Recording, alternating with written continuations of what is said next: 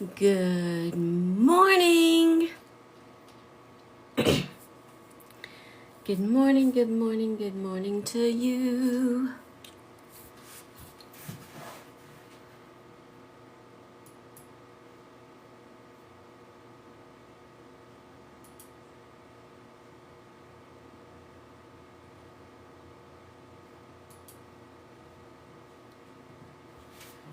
Can you all hear me over on YouTube on the mic?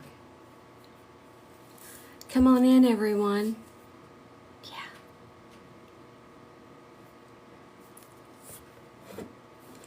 Yeah. Good morning. Come on in.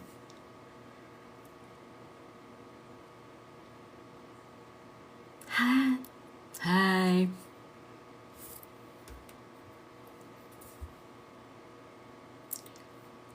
Good morning. Did you all hear chimes just now? I'm about to play a sound and let me know if you hear it.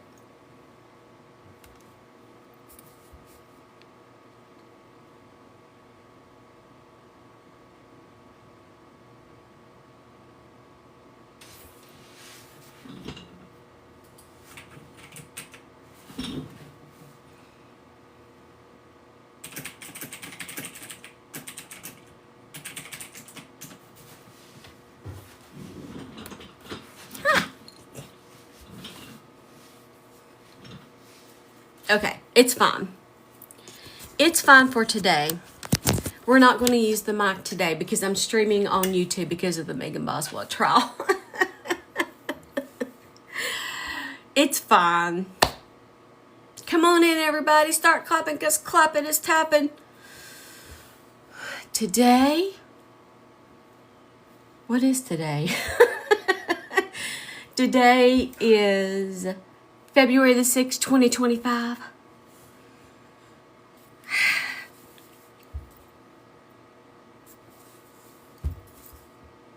This is how I woke up. Come on in.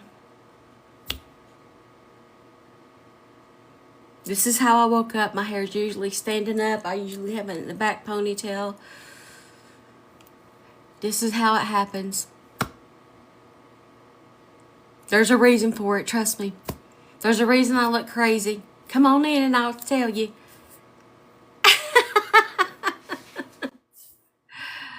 Did I stay up too late? I always stay up too late. I'm good. I'm still sore, but you just got to get through it.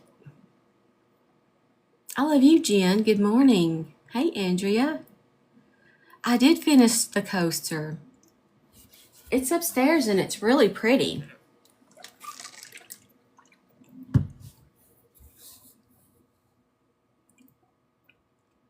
Sarah in Texas, girl, you have the exact same thought.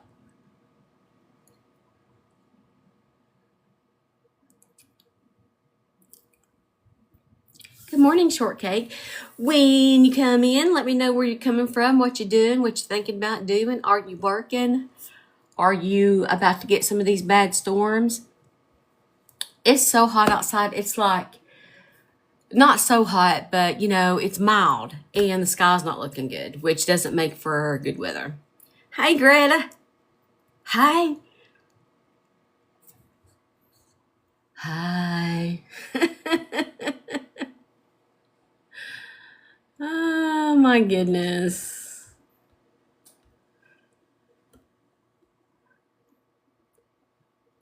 There is a reason.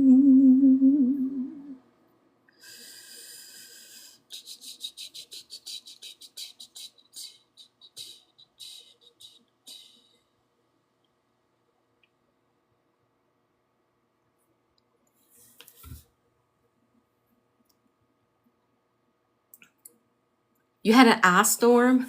Oh, my eyes are watering. This mascara makes my eyes water sometimes. There we go. I can see better. Hey, Angie. So you're probably wondering why you're coming in, and I'm looking like I just rode out of a hay bale. What in the hay bale is going on? Well, This is how I usually wake up. And this is day 2 hair. I promise I have not brushed my hair at all, and this is day 2. Just wanted to show you the power, okay? This stuff is the bomb. We got stuff to talk about, but we're going to get the sponsorship of the live out of the way so I can get my hair brushed, okay?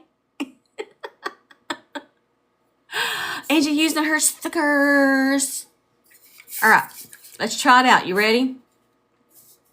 I'm better, Jeter girl. Thank you for asking. Okay, here we go.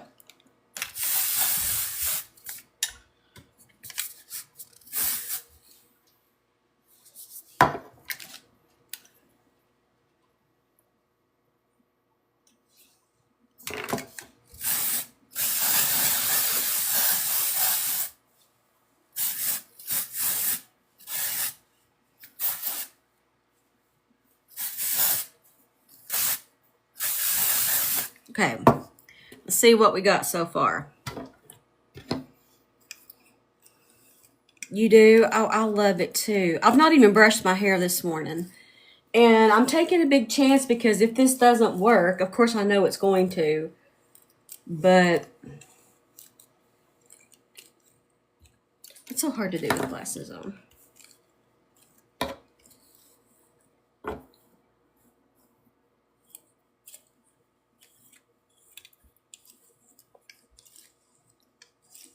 And just like that, you have a perfect hairdo. Like if you have to get out of bed and you have somewhere to go and you don't have time to time to wash your hair and whatnot. And also it's better for your hair. It's better for your hair not to wash it every single day. You guys see that? Might do a little more right there. Look.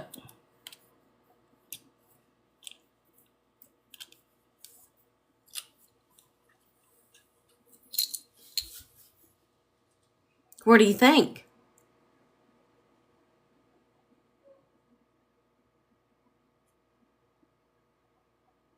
Absolutely. I'm taking a screen cap about in the investigation. There you go. So today's live is sponsored by Micah saving. I'm going to save your hind end on your hair product. Buy yours today. Make your hair look awesome. Overlook my graying hair. It's fine. Everything's fine. I'm still blonde down here though.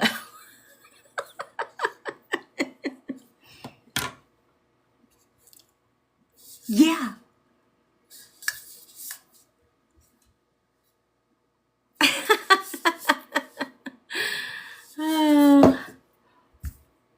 Which court today? Are you talking about for Megan Boswell? Courtney's in the house. Oh, I don't have my dinger. I'm covering the Megan Boswell trial over there. I can't use my soundboard this morning, darling. Look at this. Look. What's happening? Did you just see the way that I got out of bed? And I spent like 2 minutes on my hair, literally. Like 2 minutes.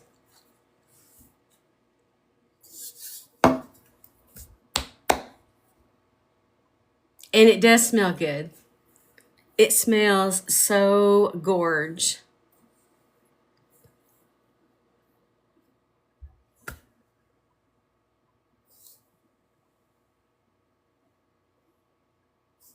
Thank you. Well, I know they have more stuff in their lineup, and I can't wait. I can't wait to get a hold of it. It's good stuff. I mean, I was really nervous about doing this live. Like soup nervous. because I was like, you know, but I'd seen it work. I'm like, what? You know, I could just show everybody if I had the nerve to get on there on how I look when I rode out of bed, people to see my bed hair. That was what I had to get over. Hannah says, try their purple shampoo since you have blonde hair. So good. Ooh, I do have purple shampoo, but I would try theirs. And I do use that. I love their hair fuzz. Keeps my fuzzy hair straight. Ooh. 2Alien says, I have used their dry shampoo for years. It's the only one I truly like. There you go. Oh, Greta. Greta thought I was trying to invent a new style.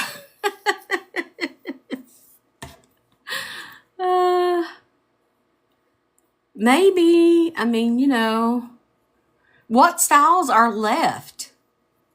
What styles are left in 2025? You know, we just keep rotating the old styles. Simply Samantha, you figured out subscribing. Thank you. Thank you for subscribing. Yay! Guys, you are able to subscribe while I'm live on the website, tiktok.com, on a web browser, on a laptop or a computer. Yay! You can just go to tiktok.com and log into your account and then go find me and then hit the subscribe button.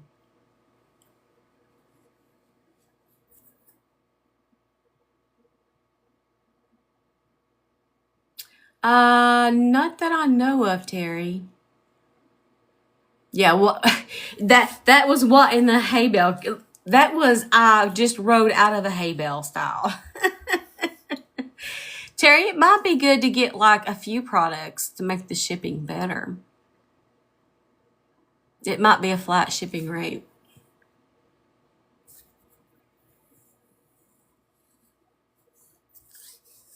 Thank you, guys. Today's live is brought to you by this amazing hairspray. I have to talk about it every few minutes or TikTok will be like, hey, you work for us, remember?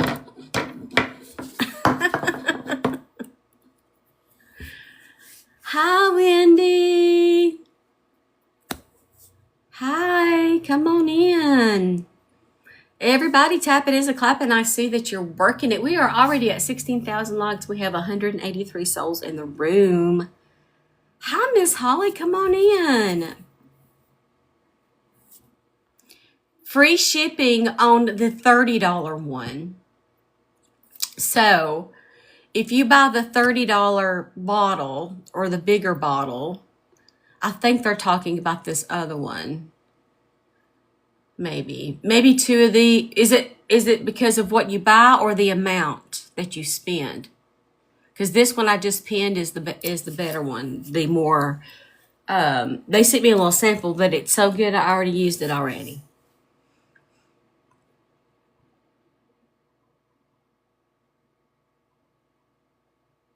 Is it free shipping on $30 flat?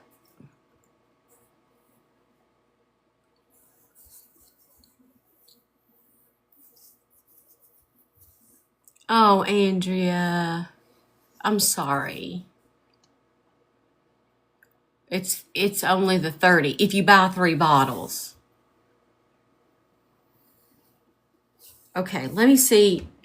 Let me go to the store and try to find the $30 ones, because I don't think I have those.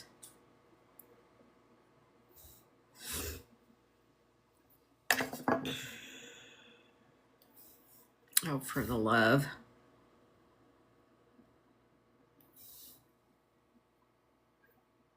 $30 for free.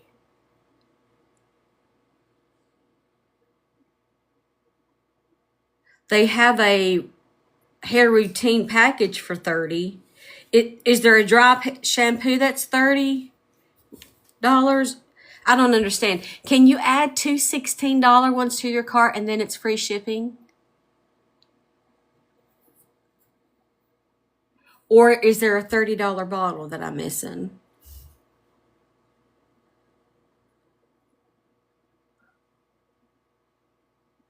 Where? What's it?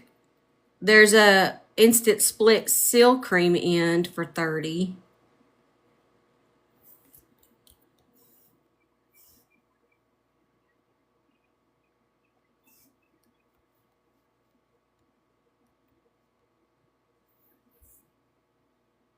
Oh, it's already on there. Okay. I'm sorry. I don't know what I'm doing.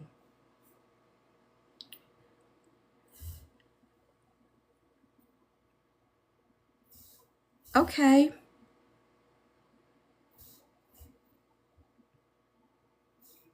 All right. They said I'm okay.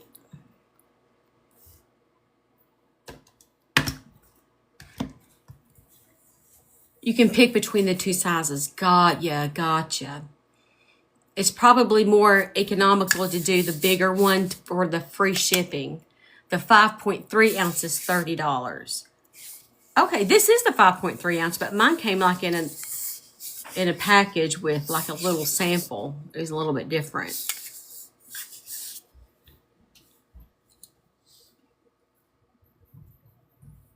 Look at my gray. Lord, on my gray hair. You are turning gray. And I'm turning gray here. You ever see those people with gray sideburns? That's going to be me. I'm going to look cool. Oh, Texas girl. Yay. Thank you for your order. Yes, these are called eye pair. Take it off. You can switch toppers. Yeah. One eye pair. Eyewear? Something like that. They were on Shark Tank. Go cancel your order, Terry, and get the bigger one for the free shipping, and it'll last forever and ever, and you don't have to worry about it if you placed an order. Hi, Melissa. We're talking about girl things. We're talking about girl things. It does smell good. It does.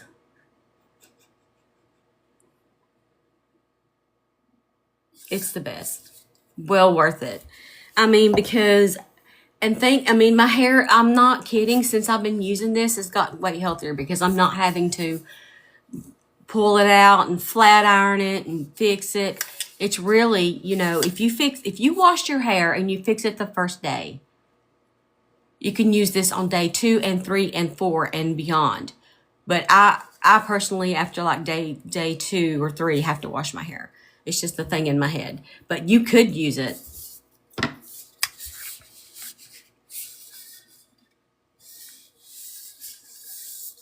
We have 198 souls in the room and 23,000 likes. Today's live goal is 10 love you hearts, and I'll pin that in case you want to throw a heart. Did you guys follow the Megan Boswell trial yesterday?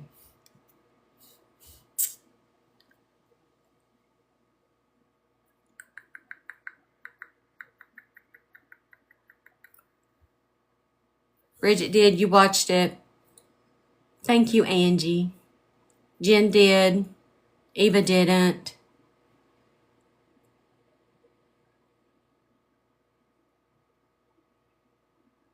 They actually did Coco, so it's probably a good thing if you can't handle that type of thing.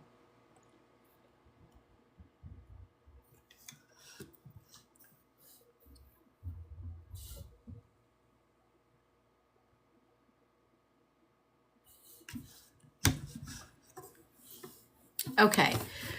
For those of you who don't know,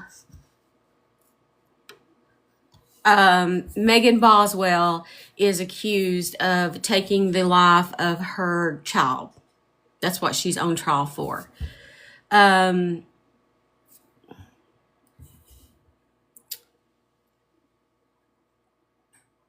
15 months old. I thought it's somebody said 13. I believe it's 15. 15 months old. But we can talk about the timeline here and get you caught up. Terry said, hard, but I got the spray. Is the eyeshadow still in your store? Yes. The eyeshadow that I use is Adriana Nicole. Adriana Nicole. It is in the store. Let me add it here.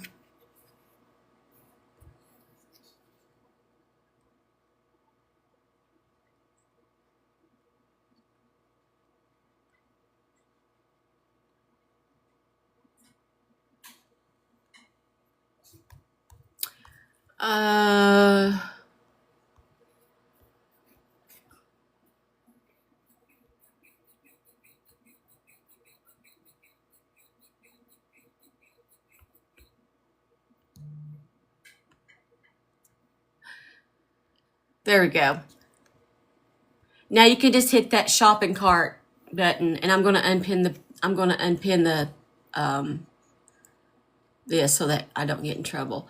But anytime you guys want to shop throughout the show, just hit the shopping cart button. I've got this eyeshadow in there.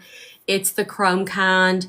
I saw it's magic. I'll go ahead and show you right quick. This is Celestial. This one is Celestial, which actually probably matches my shirt better. But I wore the other one today. This one is Celestial. Oops.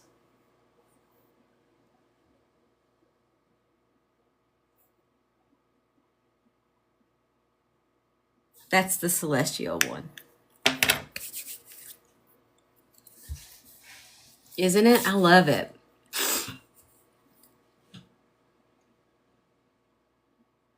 Ooh, Micah has a shampoo for platinum hair.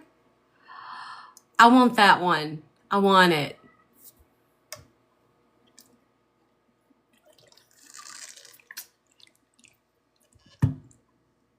Okay. Let's talk about the Evelyn, little baby Evelyn Boswell. We talk about JP a lot, and that's good. But I want to talk about this little baby, okay? I'm going to give you a quick recap of who Megan Boswell is. She's the mother of a 15-year-old. December 6th, 2019 is the last sighting of the baby.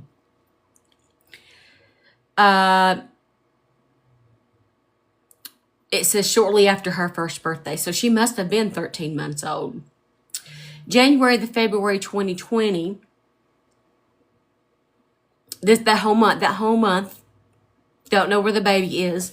Megan's telling people she's with this person, this family member. She's at a campground. And in February of 2020, an Amber Alert is issued for the baby. In February the 25th, 2020, Megan Boswell was interviewed. She told them that the baby was gone, unalive, and had been wearing a purple onesie with penguins on it and had a fleece blanket. And she said that it matched the description. He said it matched the description of what they found later. Okay. So basically, she's been in jail this whole time awaiting trial. Okay. Now, yesterday was day one of the trial. Yesterday was day one. And so the core argument is that they're saying she's responsible for the death of baby Evelyn, and that she attempted to cover it up through lies and deceit. Exactly, Hannah. Let me show you a picture just to give you an idea so you kind of know who I'm talking about here.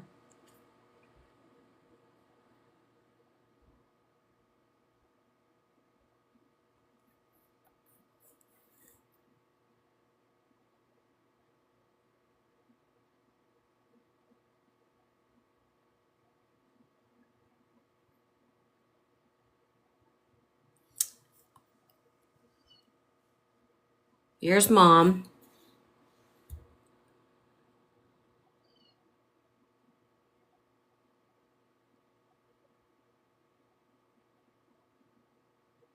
Okay.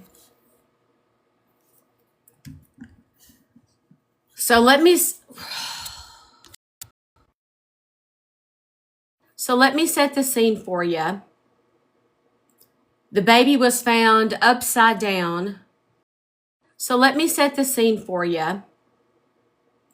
The baby was found upside down with tinfoil wrapped around her head, squished down into a trash can where a bag of garbage was squished on top of her in the playhouse of Megan Boswell, the playhouse that she had growing up, the mom.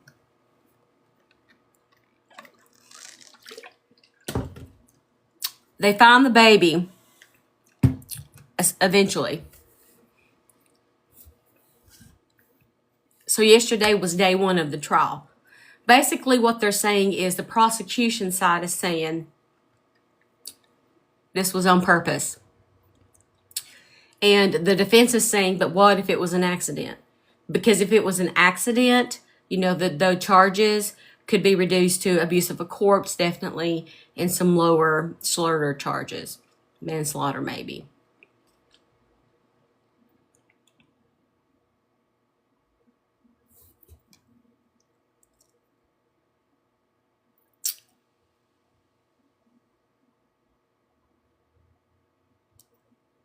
It's kind of like a Casey Anthony part 2, where the baby, nobody knew the baby was missing. And she had a boyfriend.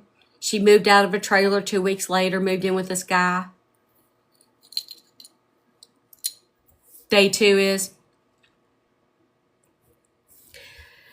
So here's what they covered on day 1.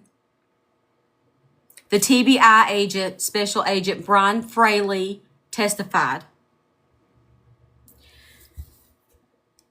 He described the discovery of the baby's body. I explained to you guys how that was found.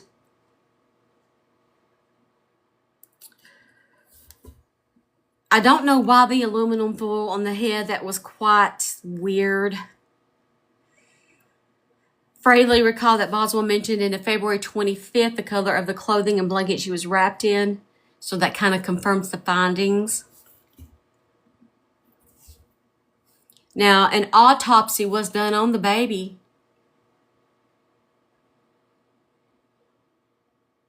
But they are unable to determine how she died.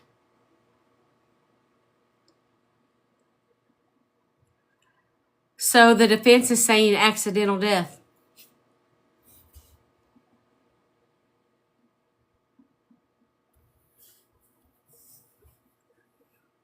So the key points that they said, and I quote,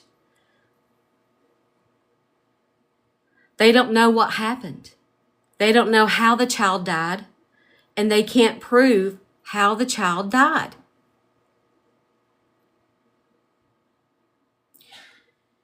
They said Evelyn's death could have been accidental. One of the things that they said is they rolled over on the baby. The baby died and they didn't know what to do, so they put the baby upside down in a trash can.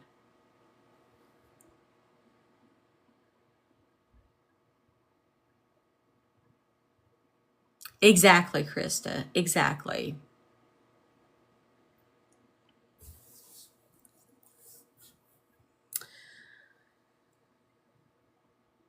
They're saying that the reason she lied to the police about where she was at and whatnot, knowing good and well she was in that playhouse on her grandfather's property, is because she was scared. She was fearful.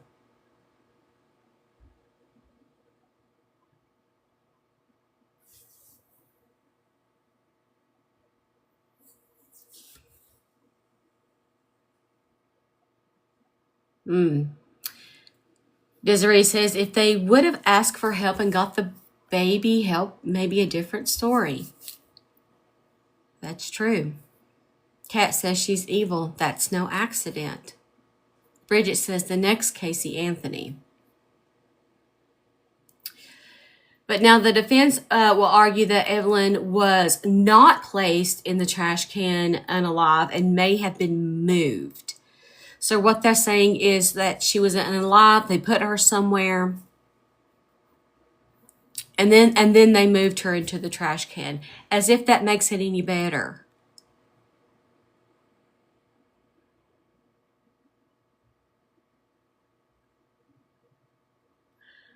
The defense questions others such as Hunter Wood, the boyfriend, who were not implicated, and finds it strange how Tommy Boswell knew where to search after the property had already been thoroughly searched. Julie says, didn't they say her head was covered with aluminum foil, so it's not an accident? Right? If you roll over on a baby and a baby stops breathing, there would be no reason to put aluminum foil on their head. You know what I mean?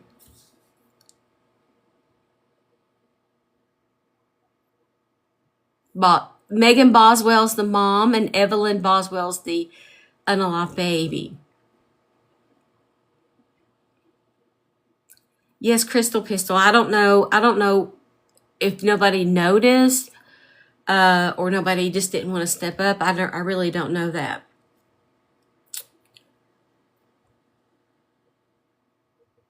They're talking about it could have been from SIDS.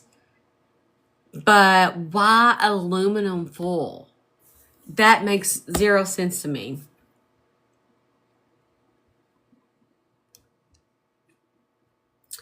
So the key legal dispute is that after the first day of testimony, a dispute arose between the cross-examination of TBI Special Agent Brian Fraley.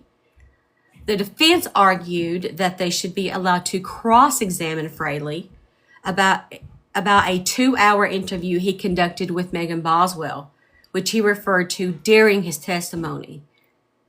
The prosecution countered that Fraley's testimony did not introduce any formal statement or evidence that allowing the cross-examination would be inappropriate. The judge decided to review the entire 2-hour interview before making a decision. Here's the charges right now.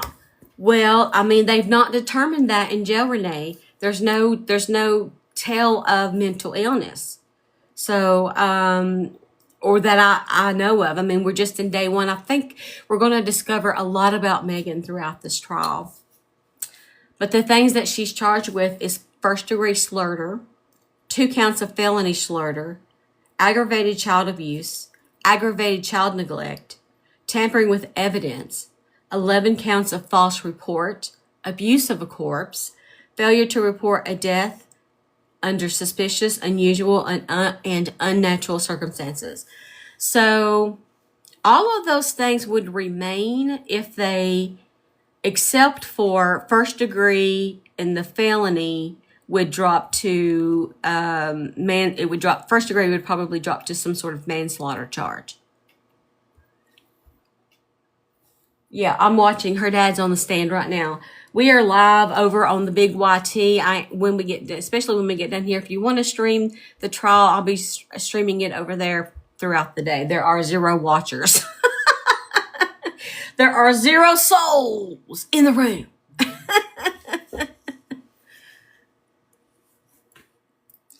Very calm. And I noticed that during the trial, she wouldn't raise her head. I mean, how do you even sit that long with your head hung? You should, but you know. Hey, Chastity. I know, I don't get the aluminum foil.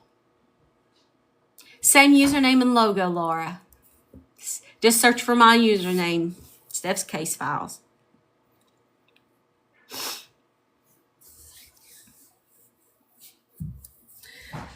So they're trying to create reasonable doubts in the minds of the jurors by highlighting gaps in the prosecution's evidence and offering alternate explanations of Evelyn's death.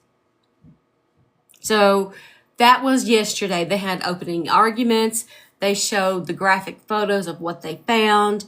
The defense argues accident. The prosecution argues on purpose. And the autopsy didn't help anyone. But it had only been a mere weeks since they found her. So I'm wondering why it's taking so long. Not so long, but taking like a turn of we don't know. We have no idea what has caused this. That's quite odd.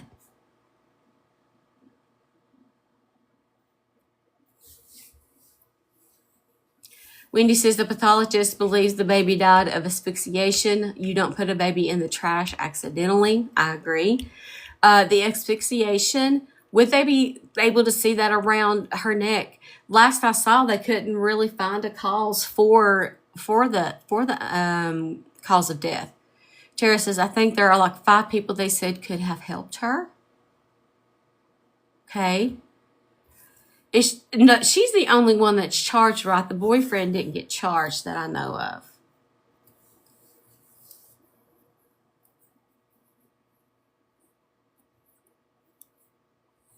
A girl is in here and her family. Who's in here?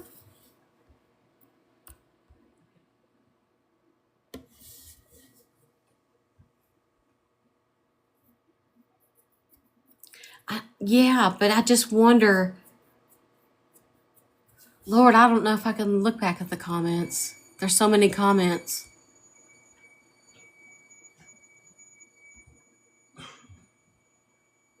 Yes, DC, I am. Oh, Big Red. I forgot. Yeah, Big Red is related. This is my family, and I will never for a second do I believe it's an accident. That's from a family member. Now, are you related to through Megan's side or the baby's dad's side?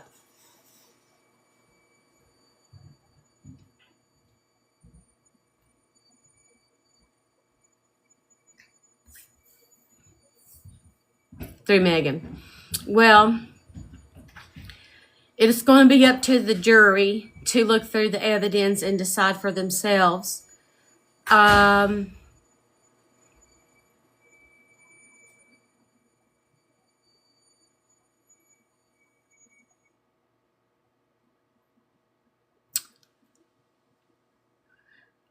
don't know much about Megan. I don't know what kind of mother she was prior to this. I'm hoping that little Evelyn had a good life for the time that she was here, but it's hard to think about.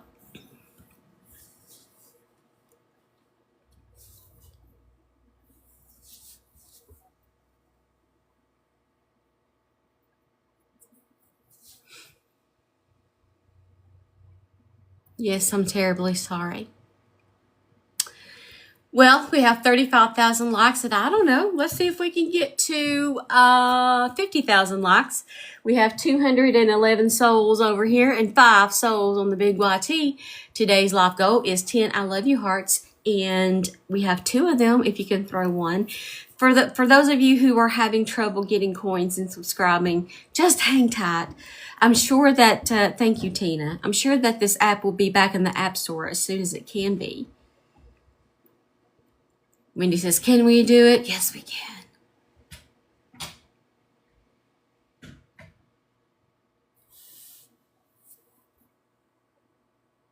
Tap, tap, tap, tap, tap, tap, tap, tap, tap. Oh my goodness. So that's what I have for you today. I was really just involved in the Megan Boswell trial because I remember when this case happened at the beginning, like before I was really into TikTok the way that I am now. And look, if they convict her, the death penalty's on the table, from what I understand. Did I get that right? Or sometimes I mix facts and stories up because there's a lot of them. Wendy says, I tap so much on TikTok, I find myself doing it when I'm on a phone or even on my TV remote. Oh my gosh. Oh my gosh. True Sunlight released a new podcast today. I haven't listened. Do you guys want to listen to it together and talk about it together? I haven't heard it.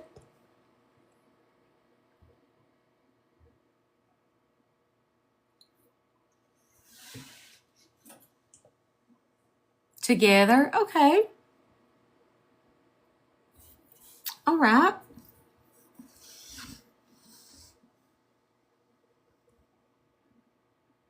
It's all about Guru? Courtney, no. What is their issue?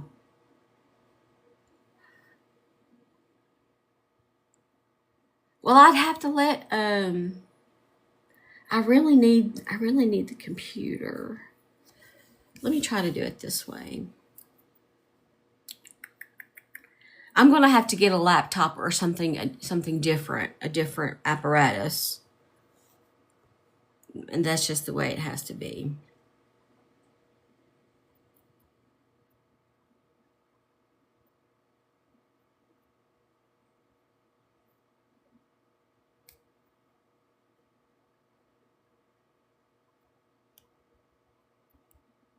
Okay.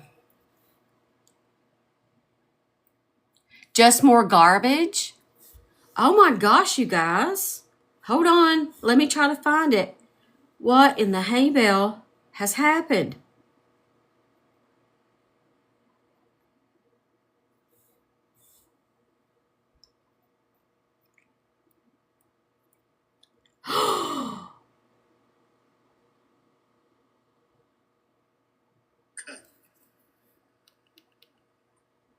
You already know what the... Hold on. Now that says from January 30th. Okay, hold on. All right. Bad date stories are always good for a laugh, and it almost feels like it's a rite of passage. But bad doctor appointments, not so much. Whether it's a doctor who rushed your appointment. Oh, this is like, okay, hold on. They got to get through there. Oh my goodness.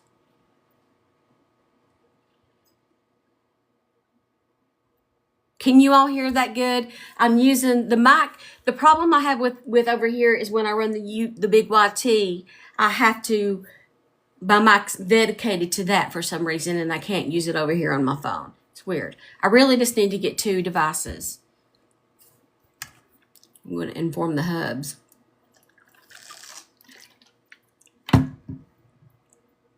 Fast forward 16 minutes. Okay.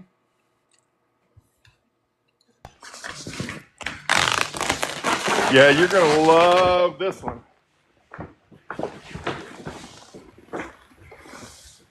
Can you hear me, Steph? Yeah, can you hear me? Yeah. Okay. You're all going to love this one. They got their facts all messed up. Trying to make it look like I'm buddies with JP. All right. I'm just going to start at minute 10. How about minute 12? My stuff doesn't start until about 16 minutes. 16? Okay, I'll start at 15 then. Again, boilerplate, lacking examples, dates, etc. Again, not sure if that's because we didn't get the whole complaint, but JP accuses Annie of making the false and defamatory claim on TikTok that JP groomed and trafficked Micah. So, JP, that would be Micah who made that claim. She told police that you groomed her from the age of 15. And according to Micah's list, again, claims from Micah, you allegedly made her have sex with other men against her will, which is a form of trafficking, son. In Ken Young's complaint, JP accuses him of harassing him by starting the Facebook page called Justice for Micah in support of Micah, where he says Ken's posts infer that JP is a domestic abuser and that he murdered Micah. Here's our favorite line from that complaint. Defendant does not promote justice for anyone. Yeah, okay, JP.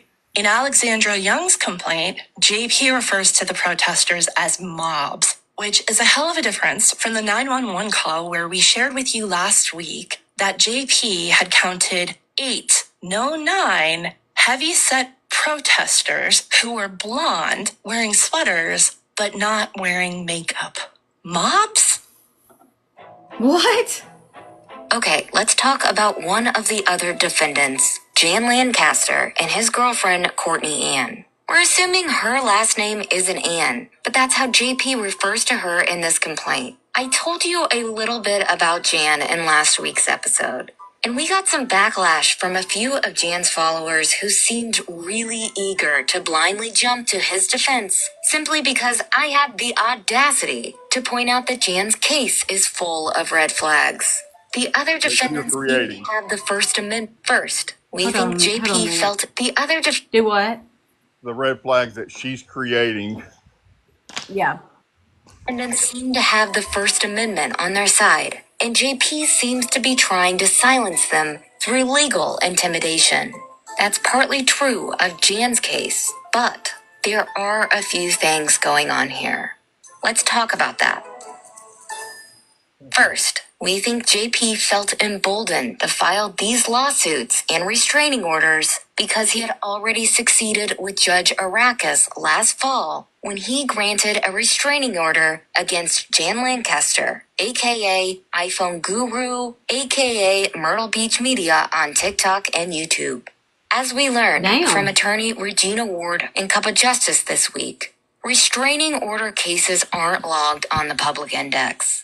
So we don't know how many JP has filed, or, for that matter, how many have been filed against JP in the past.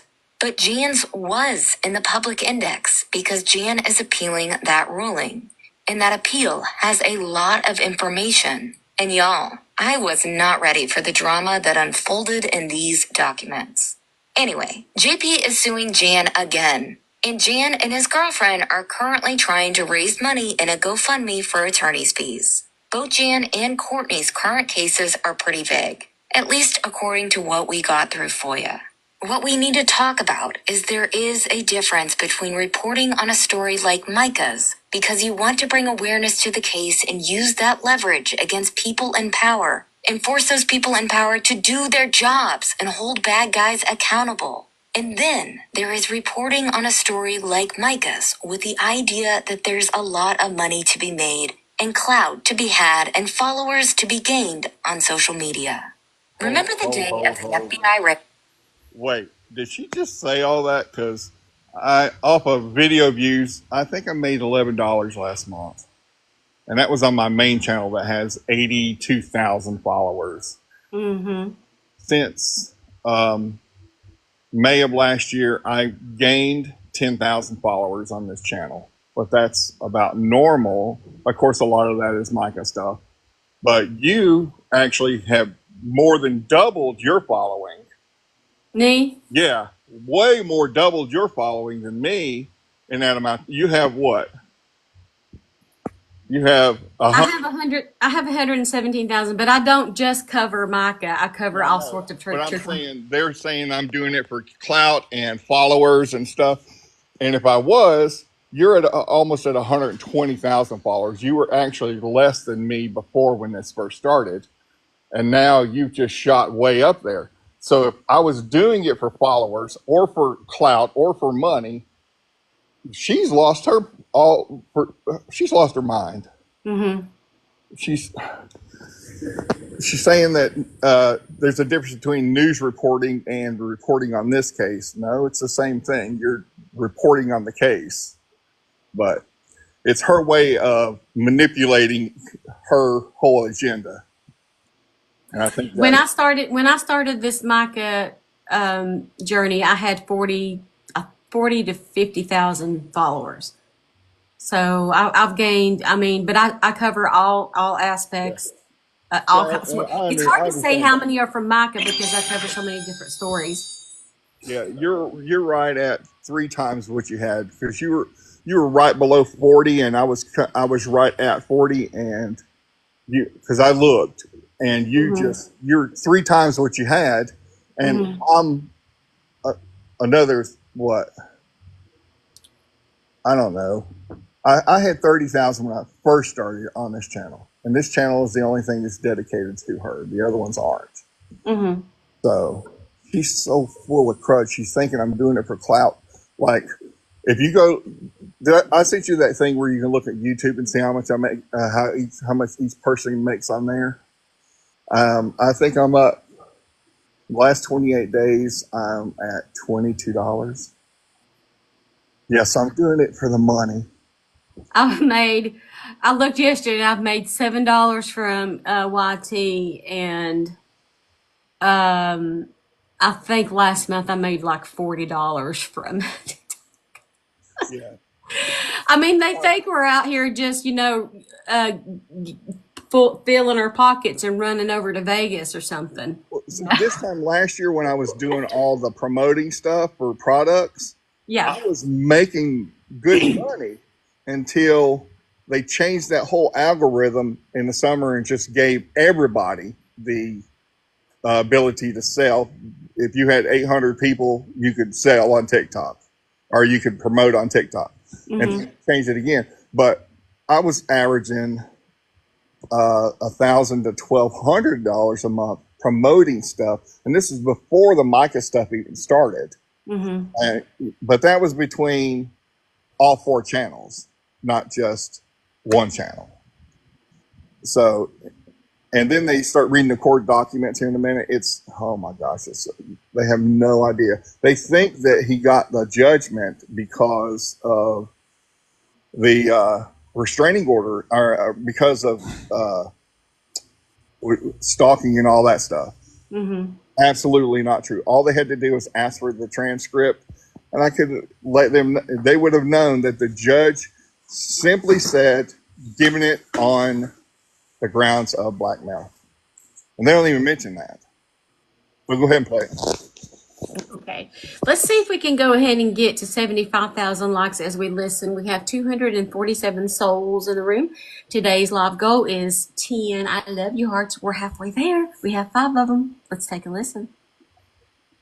On JP's house, there was a YouTube account that wrongly reported that the pool where Chris Skinner died was also being searched by the FBI that day. That was Jan Lancaster. And that was our first big red flag with there is no accountability with GoFundMe. And that was our first. So everybody knows that I was on live, and Jay came over and picked me up and said, I want to show you something. I had no idea where we were going or what it was about. I just rode with him. And we got over there, and that's when he told me about them being there. I didn't report that they were there. I didn't know if they were there. Never knew. Jay talked to Jay's the one that said they were there, blah, blah,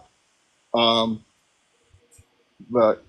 The neighbor that he talked to out there didn't want to be put on film, but then Jay came back over and told me that, yeah, the neighbor said he didn't want to be on there, but hold on, that's a customer coming. That he didn't want to be on there, but he confirmed that they were unmarked vehicles out there all over the place. I didn't confirm that because I didn't know. But they're saying a YouTube channel, and that wasn't on the YouTube channel, that was on TikTok. And it was alive. Of course, I did repost it, but they got that wrong too. Go ahead. Okay. Big red flag with this guy. And one of the primary reasons why we didn't share his GoFundMe initially. This is how we were trained as journalists. Oh, really? There is no accountability with GoFundMes. So we only share them after doing our due diligence. Because once we share, there is no accountability with Hold on a minute. Then we will share. We don't need you to share anything. Okay, we got it. Yeah, and Number 1. Number 2, this is how we were trained as journalists. As a journalist, you have to get all of your facts straight and your ducks in a row. You can't assume, because when you assume, you make an ass out of you and me.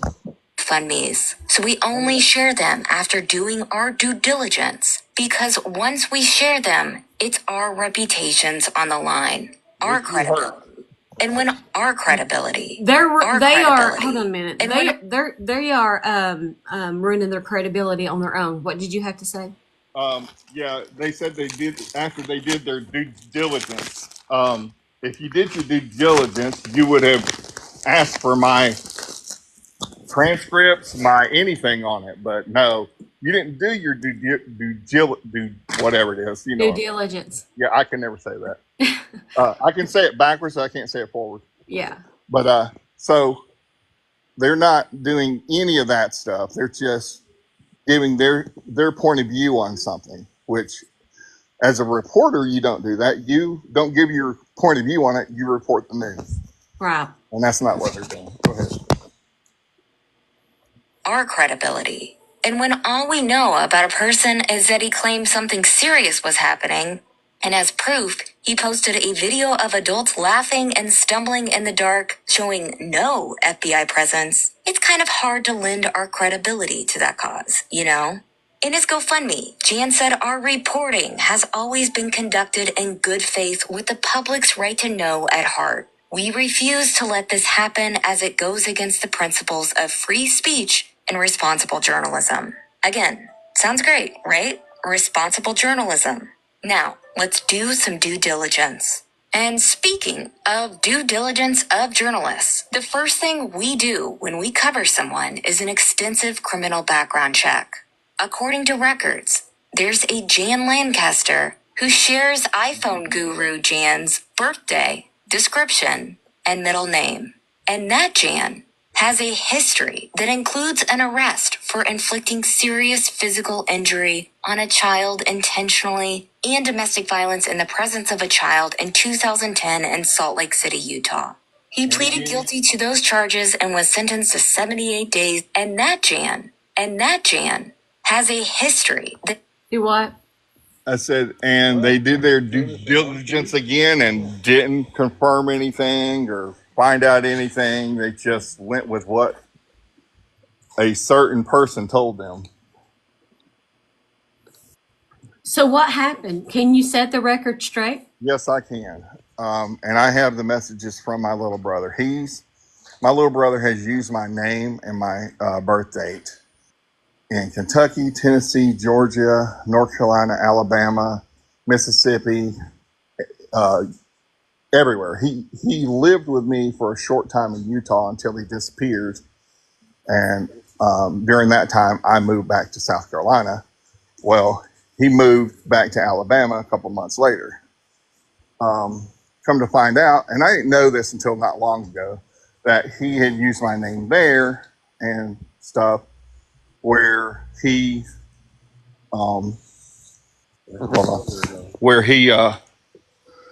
where some kid was beating up on his kid. He shoved that kid off of his kid, and he got charged with something against a minor. But he used my name. I'm in the process of getting that taken care of. But I'm gonna tell you now, if I was in his shoes and some kid was beating my kid up, I'm getting that kid off my kid. Right? Would you? Absolutely. I'd take the charge in a heartbeat. Absolutely.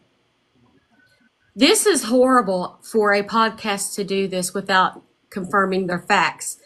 This is not journalism. This is slander. Let's continue. And bringing up someone that's reporting on a case as, you're going to run a background check on somebody that's reporting on a case. That's like me running. They're doing this podcast, so I'm going to run a True Sunlight. Yeah, I was going to run a background check on each one of them. That's the dumbest thing I've ever heard in my life.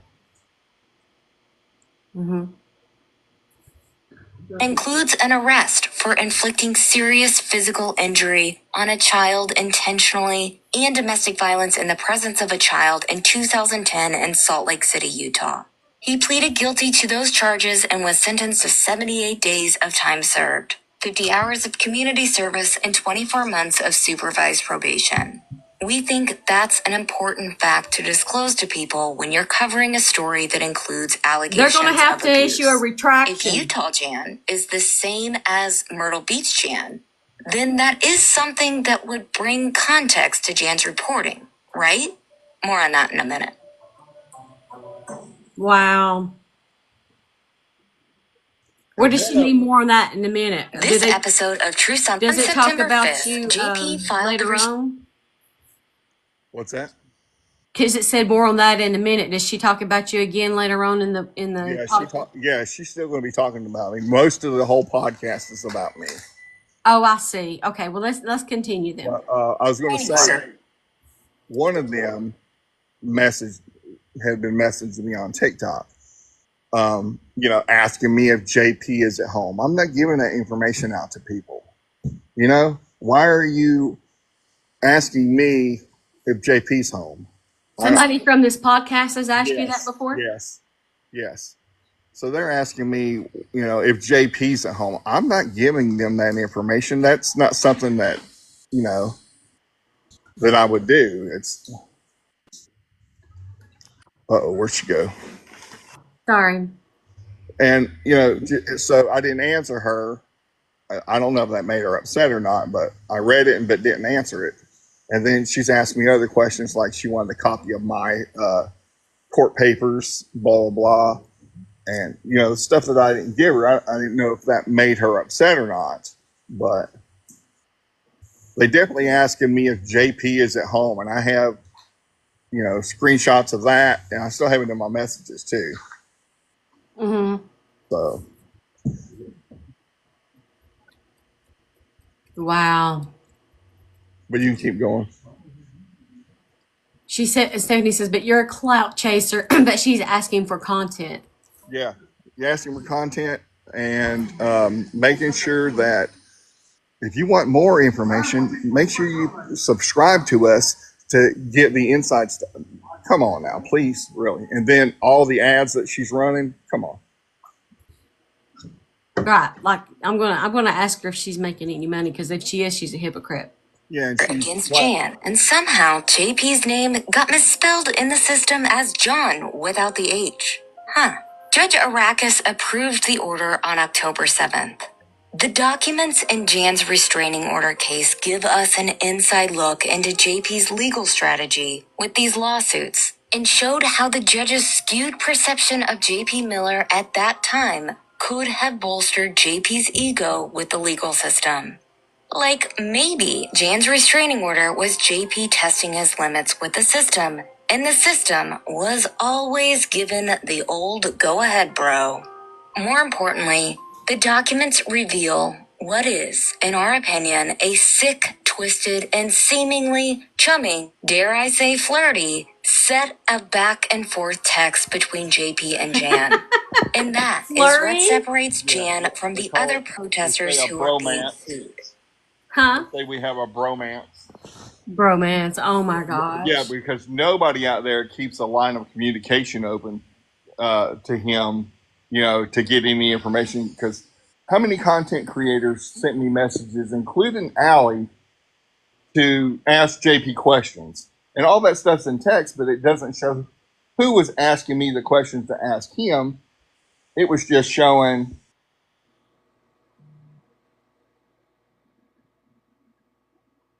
Guru? Sorry. Okay. So it was just showing, that I was asking him questions. It wasn't showing that other people like Allie and everybody was asking me questions to ask him. So it's just kind of strange that. And then when they start reading all the text messages between him and I, they leave out so much to make it look like there's a different agenda there. So go ahead. And that is why we only decided to share the GoFundMe that supports the 3 protesters who have actually been fighting for Micah since day one. A few things to think about as we are looking at Jan Lancaster's case. 1. Should Jan, a social media guy with no background in journalism, be protected as a journalist under the First Amendment? 2. Should Jan's actions qualify as stalking and harassment? And does the judge's decision in this case mean that he is more likely to side with JP in the future? 3. Was Jan actually ever on Micah's side? Or was he just on Jan's side? Let's start with what JP says was the basis for the restraining order against Jan. Remember, this is JP's little test bunny project with the court. JP, who likely thought he needed to have 3 incidents to prove the need for the restraining order, took 2 incidents and tried to turn them into 3. He listed 2 incidents with Jan on June 5th, 2024, and 1 incident on August 3rd. Remember those dates when we talk about the text messages in a minute, because does context matter here? On August 3rd, JP claimed that Jan had followed him from his house to Coastal Grand Mall and demanded that JP, quote, sign off on the rights of a video recording.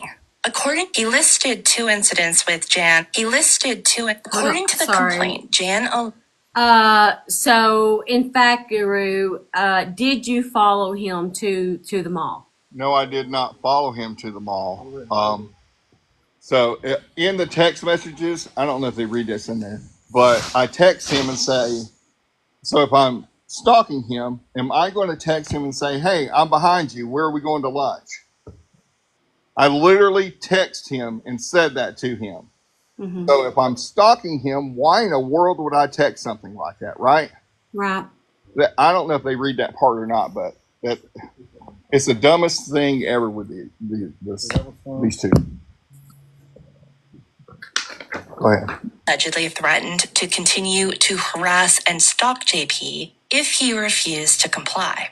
On June 5th, the day of JP's probate court hearing that turned into a press conference announcing Micah's law and Micah's list, when the world found out just how dark and disturbing the accusations against JP were, JP claims that Jan had posted a photo of JP's vehicle under his TikTok profile, quote, allowing an unlimited amount of followers to view plaintiff's information that is normally not readily available to the public.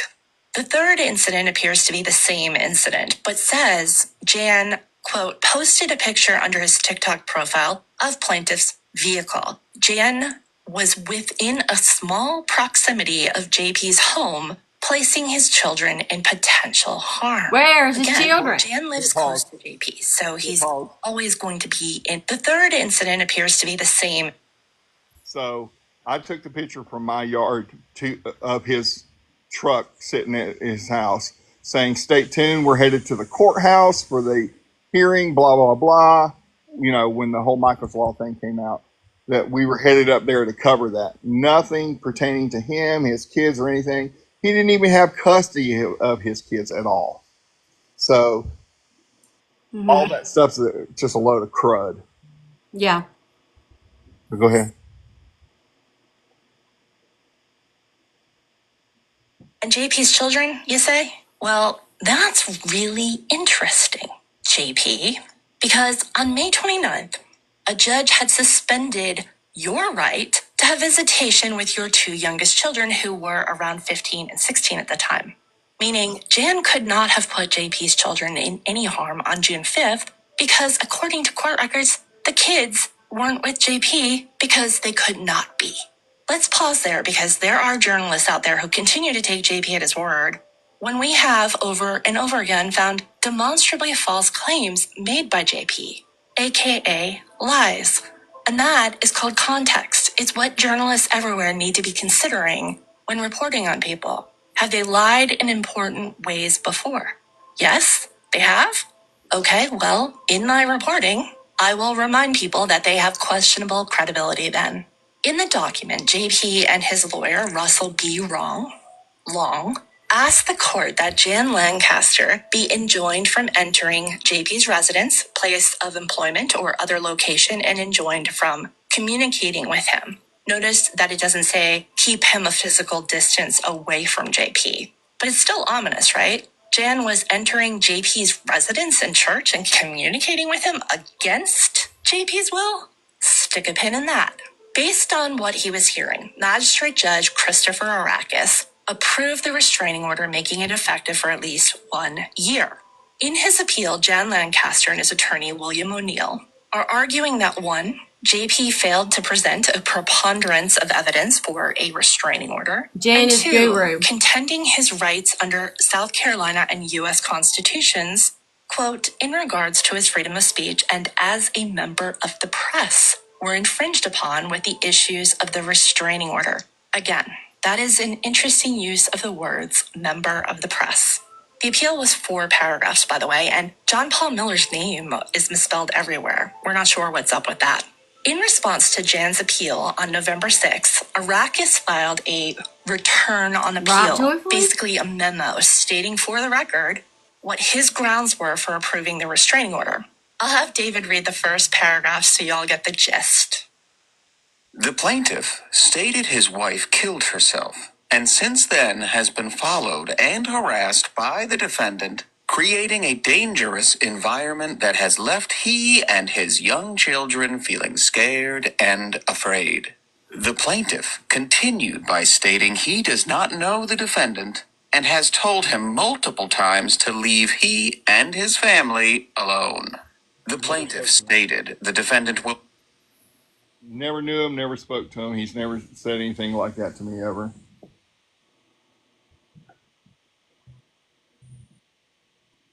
And he's going to claim here in a minute that he came to my house and I waved a gun at him. Now, I have the... Yeah, that, sorry. We like to cut chop. Yeah, I actually have the for your request for that. And it doesn't say my name anywhere. It says a female came to the door with a gun waving at him. Well, unfortunately, it wasn't Courtney, wasn't I, because her and I were in North Myrtle Beach at a motorcycle rally thing, covering it. We were on live. The officer called me and spoke to me. So he knows that I was not at my house. And my daughter was in Florida. So no one was there. And no cameras ever lit up, no doorbell, no nothing ever lit up showing somebody was at my house. He was making a false police report. And I have all of those recordings where I had the lieutenant call me back, captain call me back, trying to press charges for making a false police report. But they wouldn't do it because it wasn't an actual report. It was just a CAD call. Mm-hmm. Because nothing was done, because they couldn't do anything because I wasn't home. There was nobody there. Everybody was out doing something. Either my daughter was in Florida or Courtney and I were in North Myrtle Beach. So yeah. So none of that stuff, that report's not true at all. And I have all of that. But they keep saying I came to the door, Jan came to the door. And that's not what happened. In the actual report, it says a female came to the door. Mm-hmm. But that's not what they're saying. They're just flat out lying, saying Jan, which they know I'm a guy. Okay. Wait outside of his residence at all hours. Follow him to work. Follow him to church. And video him while hiding in shrubbery. No. Again, JP is really milking his position as a father to gain sympathy in this case. When in reality, and according to court documents, JP's actions before Micah's death were allegedly creating a dangerous environment for his kids. And again, on the dates that JP gave the court for the alleged harassment, a court had ordered that JP couldn't see his own kids. Also, did you hear how JP whitewashed that story of Micah's death as being a simple suicide without any of the accompanying questions and without the whole FBI investigation attached to it? And did you hear how the judge just allowed JP to do that? In court, surprise, surprise. And did you hear how the judge just allowed JP to do? Get this thing to pause. I just sent you over the paper from the actual report. Did you get it? Yeah. All right. Does it say anything about she came to the door, her came to the door? If Evo? The report says they went over to the subject's apartment to advise them not to drive past their house or take pictures of the kids. They said that the suspect then waved a pew-pew inside of their residence and left. and advised that anything posted on social media is protected speech.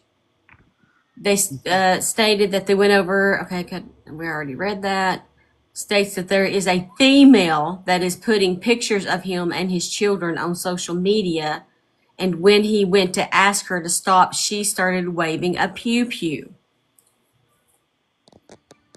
Yeah, see, so he didn't know that Jan was a guy.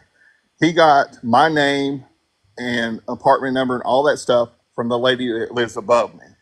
So he didn't do his due diligence. Ooh, I said it right that time. All he did was get the information from the lady upstairs. So when he made the report, it's just a flat out lie because there's no female posting anything on their TikTok about anything. It was me, a guy. So he thought Jan was a girl. So that's where the whole false police report came in.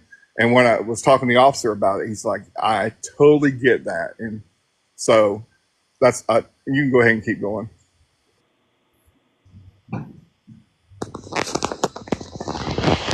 Somebody said my plate number. No, it did not come from my plate number. It literally came from my neighbor upstairs. Go ahead. Well, it continued to play, and I got to go back and figure out where I'm at.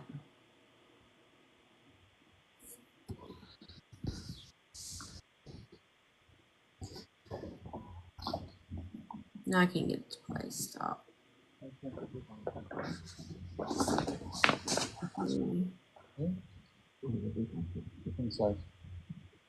Hold on a minute. I'm having issues. I got to restart it, but then go 30 minutes in. Got it. On redirect.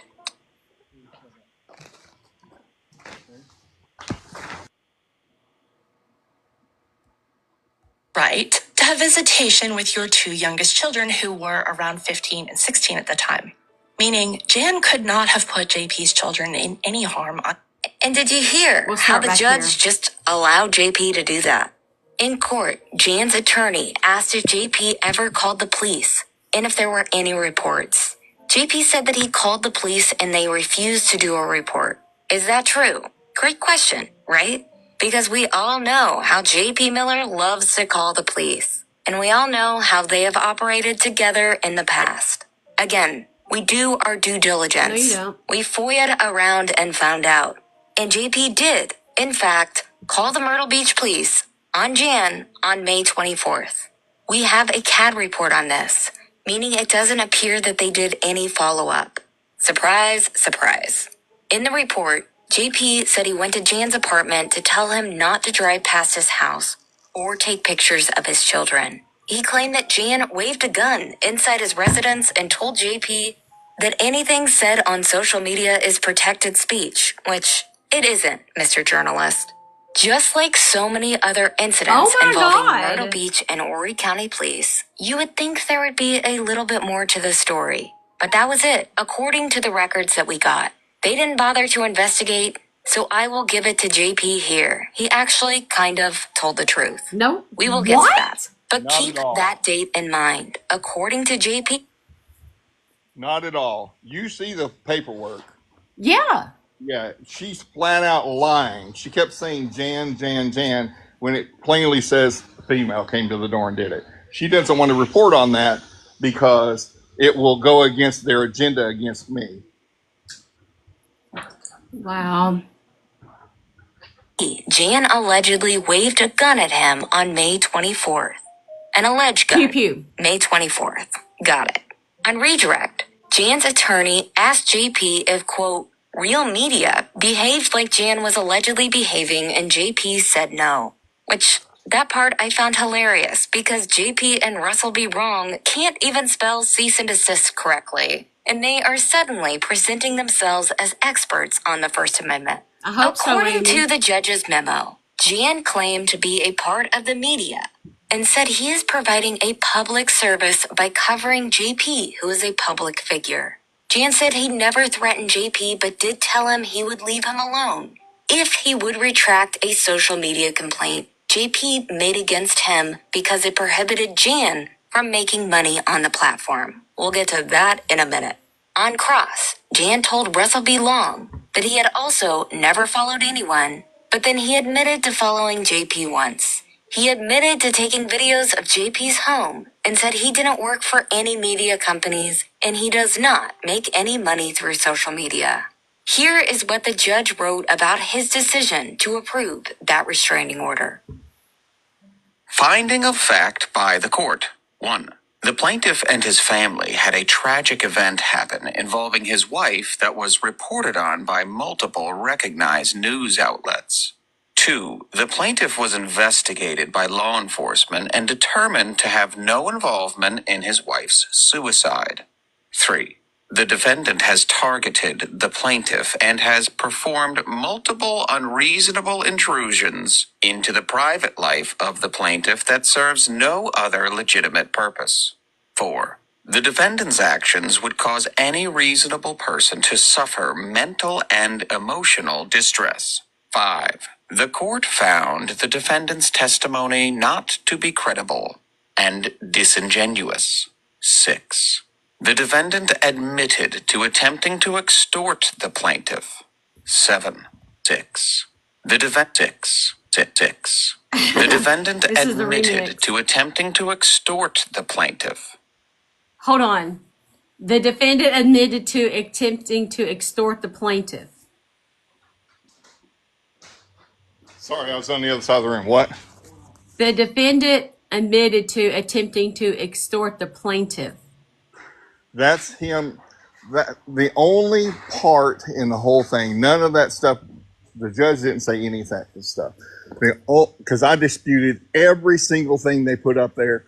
I proved them wrong about. Mm-hmm. And I played the recording of where JP walked up to my car at the mall right after I finished texting him and saying, I'm behind you, where are we going to lunch? Which means no stalking. I let him know. And he walked up to my car. We had a conversation. It's all recorded. I played that for the judge from beginning to end. He tried to tell the judge I cut everything out of it to where he wouldn't hear me threaten to kill him and all this other stuff. Yeah. Oh my God. Yeah, he said I threatened his life, which I did not. I've never threatened his life. So I said, I have the full recording, the whole 15-minute conversation. I have the full thing. And so I played it. She says in this podcast that we were arguing, and I'll play it if you want me to. There's no argument in this thing at all. It's just us talking like normal people. He even walked away once talking to people, asking which car was cooler, his DeLorean or mine. And 4 out of the 5 people said mine. One person picked his. And he was upset about that. And he come back over and finished talking to me before he left. But what he's saying is not true. Like when the party's saying that what did he say just now? The defendant admitted to attempting to extort the plaintiff. Extort him. So all I did was ask JP if he would, and I already had a video of it. A video from before when I asked him if it was okay for me to cover his stuff. He told me yes, no problem. He didn't have a problem with it because I needed to get my channel back. I wanted a new one saying that too. And I asked him if he would do that, and I would stop covering his stuff. That was the blackmail, is what the judge said.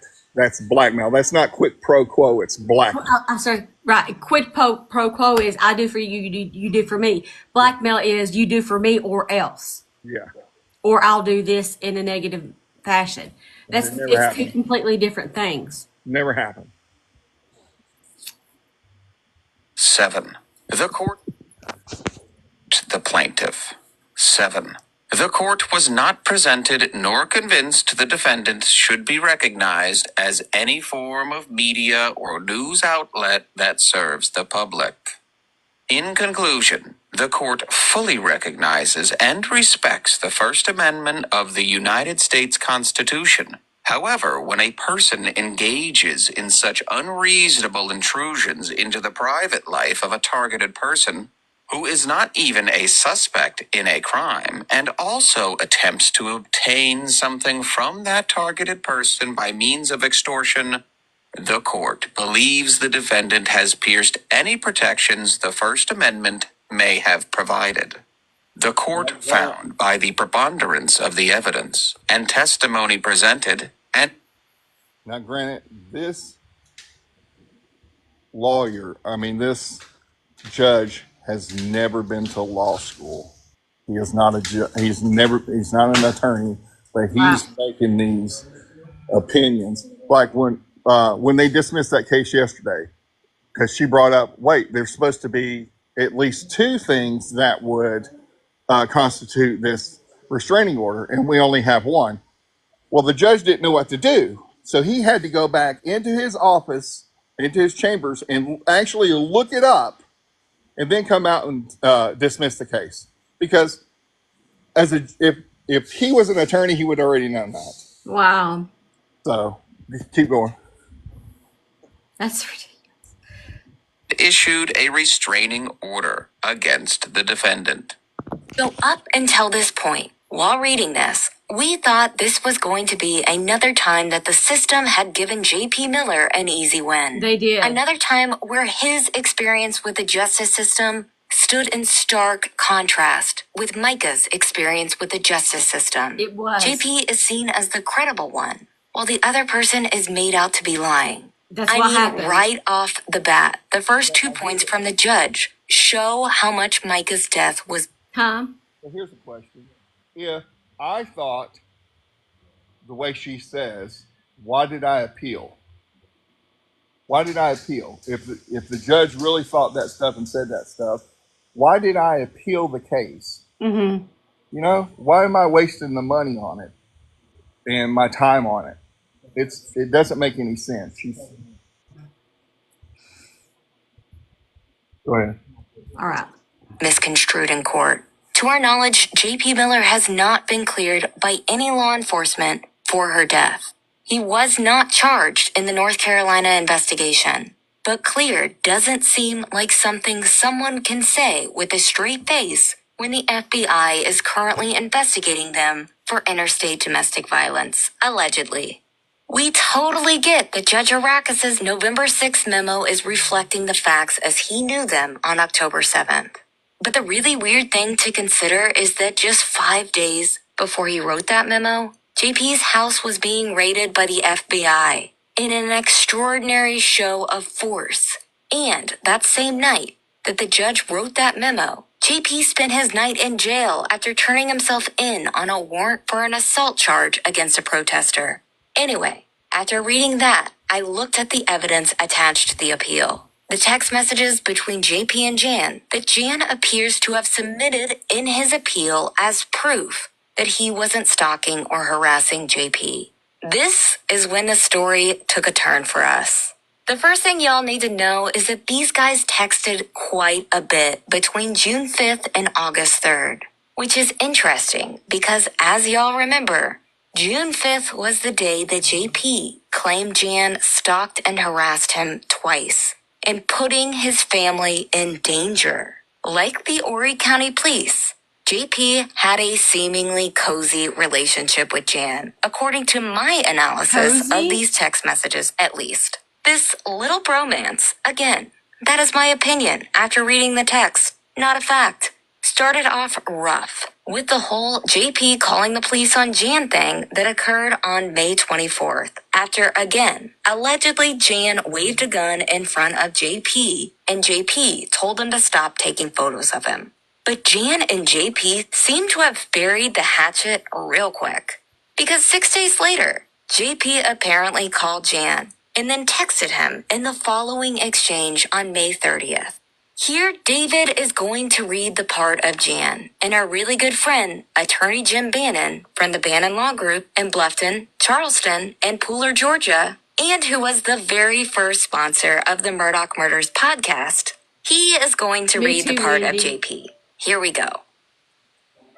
Sorry, I'm in a building with hardly no service. I can text if you would like.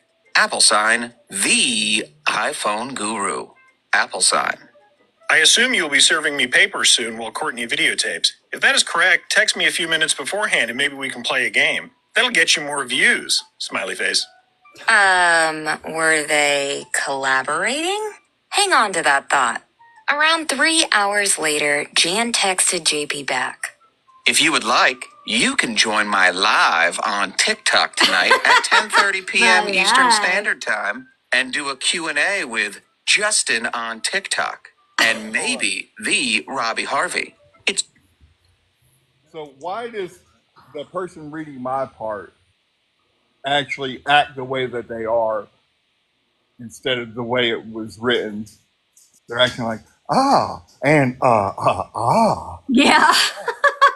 You want to come on my live? So they left out a part that he called my phone. I did not answer because I didn't know the number. And then he texted me and said, this is Pastor J.P. Miller, blah, blah, blah. They're not reading any of that stuff. If him and I were friends and we set something up, he would not have said that to me. They left that part out of what he said to me. Of course they did. On purpose. Yeah. Go ahead. Right. a great way to try and set the record straight. LOL. I got every news in America offering me that. Next time you come over, we can do a Q&A. You ask a question, then I ask a question. Smiley face. 2 hours later at 11:27 p.m. I'm very disappointed. I was kind to you and went out of my way to help you gain popularity, and you put my text and number online.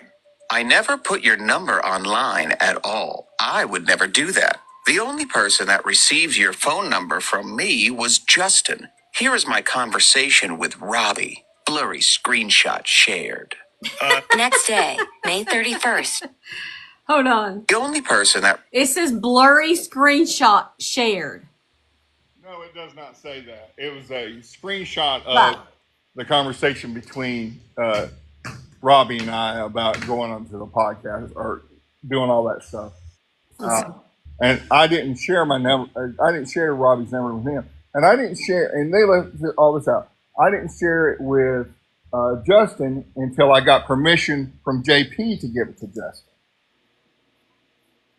Okay. Received your phone number from me was Justin. Here is my conversation with Robbie. Blurry screenshot shared. Geez. Okay, I'm sorry. Thank you, and let him know I always say something stupid, so that's not hard. The next day, May 31st, 2024 at 3:50 p.m. Robbie Harvey is extremely inhumane and rude with no desire for true justice, only views. He also posted my text to you, so if you would like to correspond with me in the future, please don't involve him. Smiley face. Thanks, and thanks for being kind last night. Have a good weekend. I totally understand. No problem. See how much this man hates Robbie Harvey? His name came up 9 times in the text messages provided to the court. Remember that. Also, can I just proudly say, for the record, that we have never begged or so much asked J.P. Miller or any other narcissist man baby who we believe lacks credibility for an interview ever. And there are absolutely 0 text out there between any of us and Mr. Sideways Smiley Face. Anyway, the chummy text continued in June. Again, after the alleged gun waving happened on May 24th. After JP called the police on Jan, his alleged dangerous stalker. Here is David reading Jan's text message from June 2nd, 2024 to JP. Right, they didn't ask you. Some advice. Don't communicate with Justin.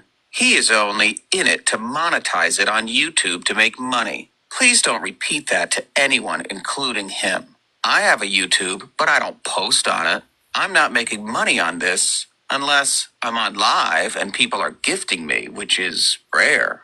Then JP, being JP, texted Jan back. And of course, he asked about Robbie Harvey.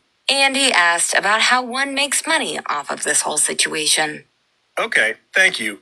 Isn't Robbie also only in it to monetize? And what does it mean to be gifted while live? People can buy gifts with coins on TikTok. and then send little gifts to you that are worth like 2 cents up to $5. The most I ever made on live is when I covered the active barricade shooting in Surfside, where shots rang out over my head, and I made $35. I almost died for it. Remember, according to family court documents before this conversation, JP had apparently told his kids he was about to be a millionaire because he was ostensibly going to sue everyone in the world for expressing their opinions about him online.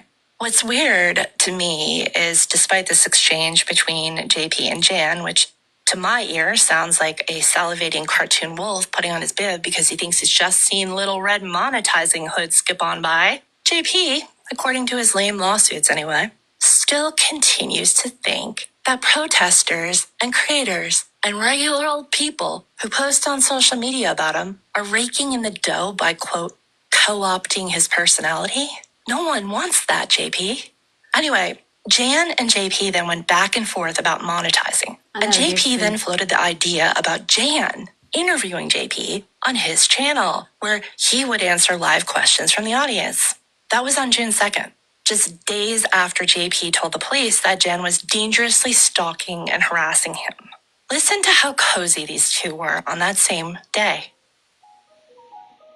Is it okay if I post a pic and say I'm going to drive up or walk up, whichever, to your house, and ask you a question from these comments? So please leave questions below in the comments that you all would like answers to, but make sure they're not hard questions that he could not answer without an attorney. My attorney was pissed about last time. Sideways, unsure smiley face. So what I'm saying is, if I make a post and they ask the questions, then I can give you those questions. You can show them to the attorney and pick out which ones that you want to answer.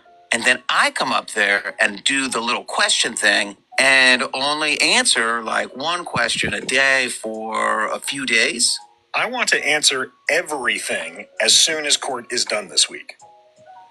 Like we keep saying, the coziness sparks were flying during these conversations. This conversation is so fascinating because we've been wondering for a while what the behind the scenes look like during all that JP bootlicking that we saw from some creators early on. Who? Turns out it is exactly what we imagined it to be. Media, like Jan, playing to JP's ego and seeming to collaborate with him while simultaneously proclaiming justice for Micah on social media. Look, it's one thing to be professional and polite with sources you don't like or respect because you want to keep the lines of communication open so that you can do both sides' allegedly objective journalism. That ain't us, but I get it.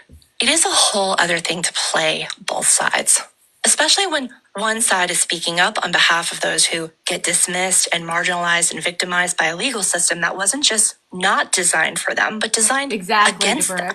And the other side is a person for whom the system immediately rolls out the red carpet for until proven otherwise. It borders on offensive when the person who seems to be playing both sides is a member of the side where that privilege is immediately afforded to them. I didn't know Micah, but I know enough about her. How am I playing both sides? Exactly. It doesn't make any sense. To know she deserved more than that. More than vultures circling around her death for an opportunity to monetize while collaborating with her alleged abuser. With the husband she was trying to escape when she died. Anyway, the chumminess continued through the next few days, all the way up till the night of June 5th. Yeah, June 5th. The day when JP claimed not one, but 2 stalking harassment incidents from Jan. On June 7th, 2 days after those 2 alleged moments where JP claims Jan scared him and his children, who he couldn't have been with per a court order, Jan sent a screenshot of his chummy convo with JP to JP and asked him if it was okay to post it. Sure, JP told him.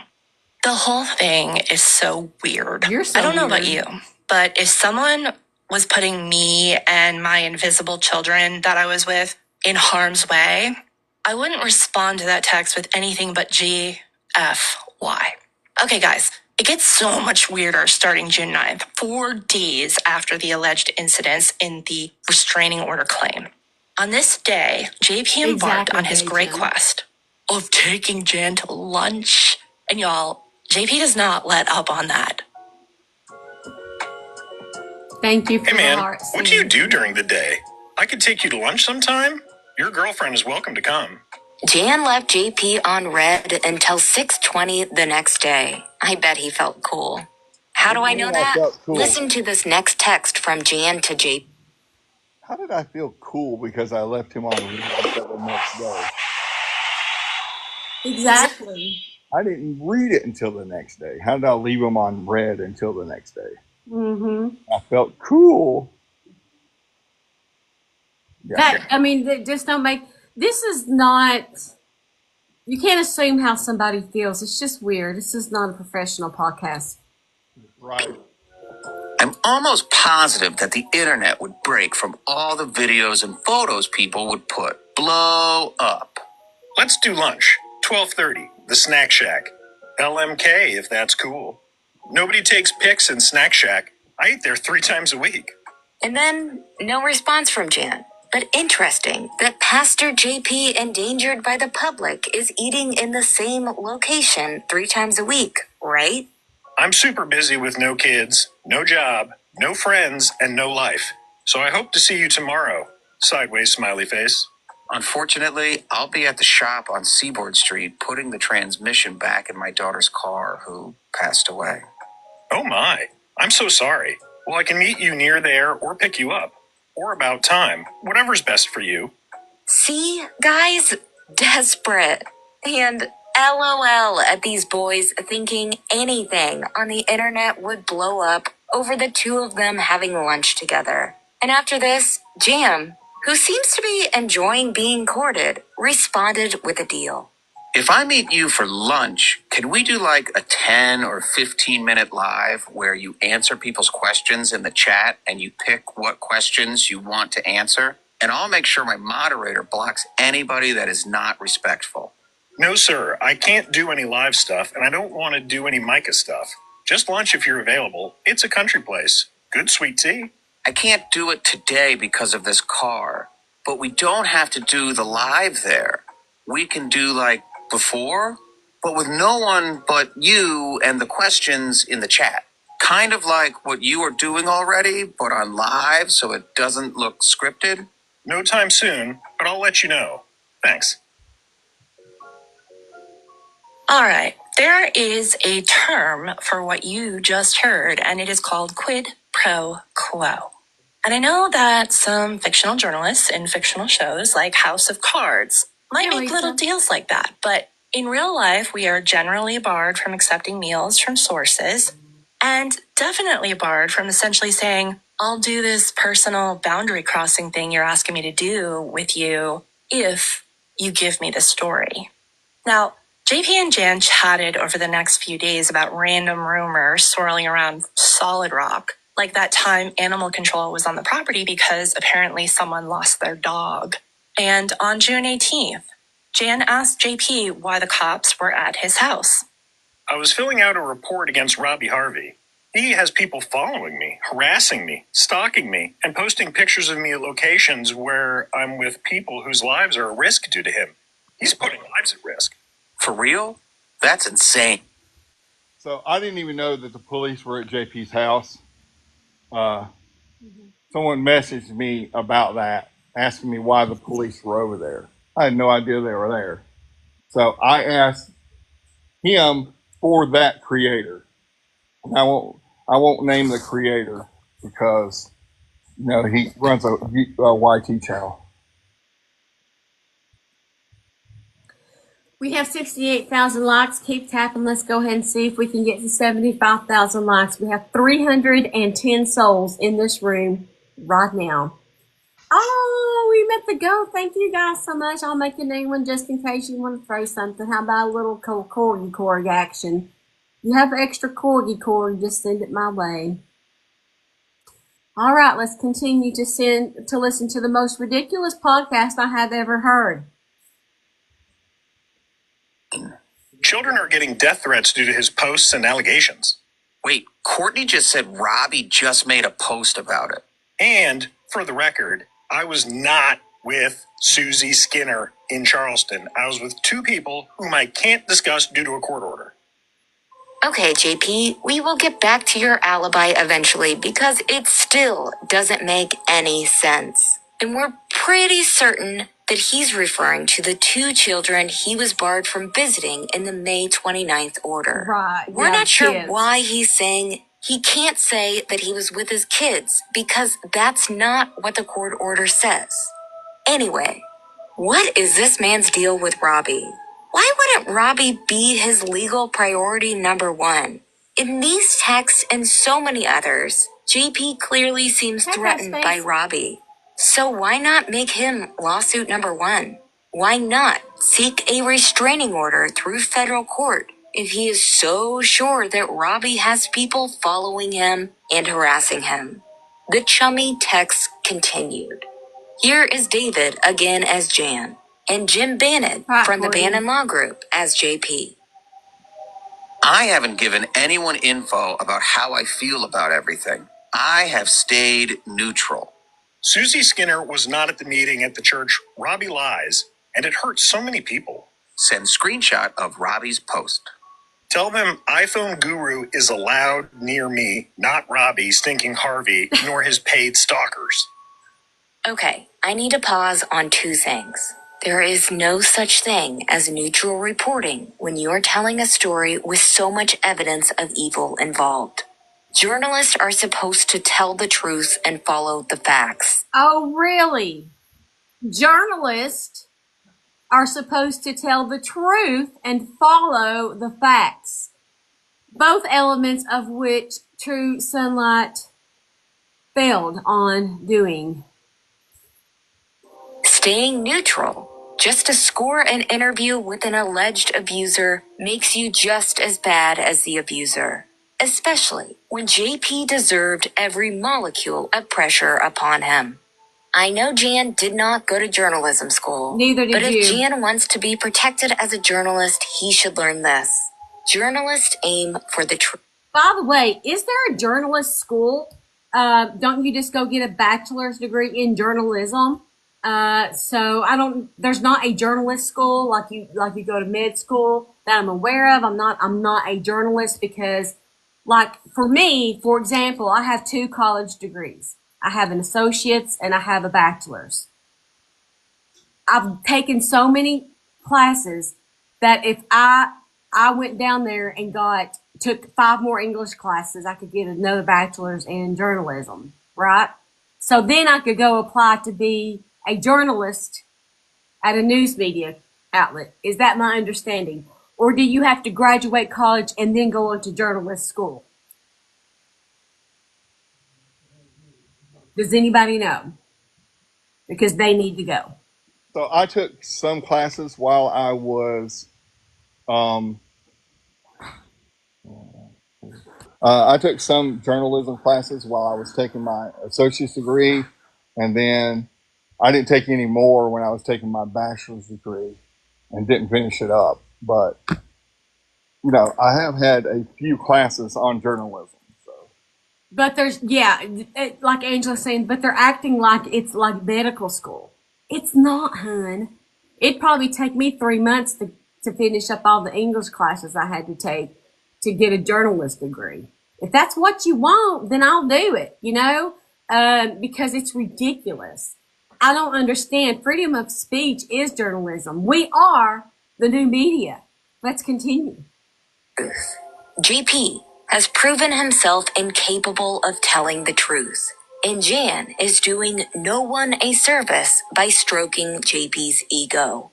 But you heard that part where JP said that iPhone Guru, aka Jan, is allowed near him, right? This was way after 2 of the 3 incidents that JP used to justify that restraining order against Jan. More on that in a minute. We'll be right back.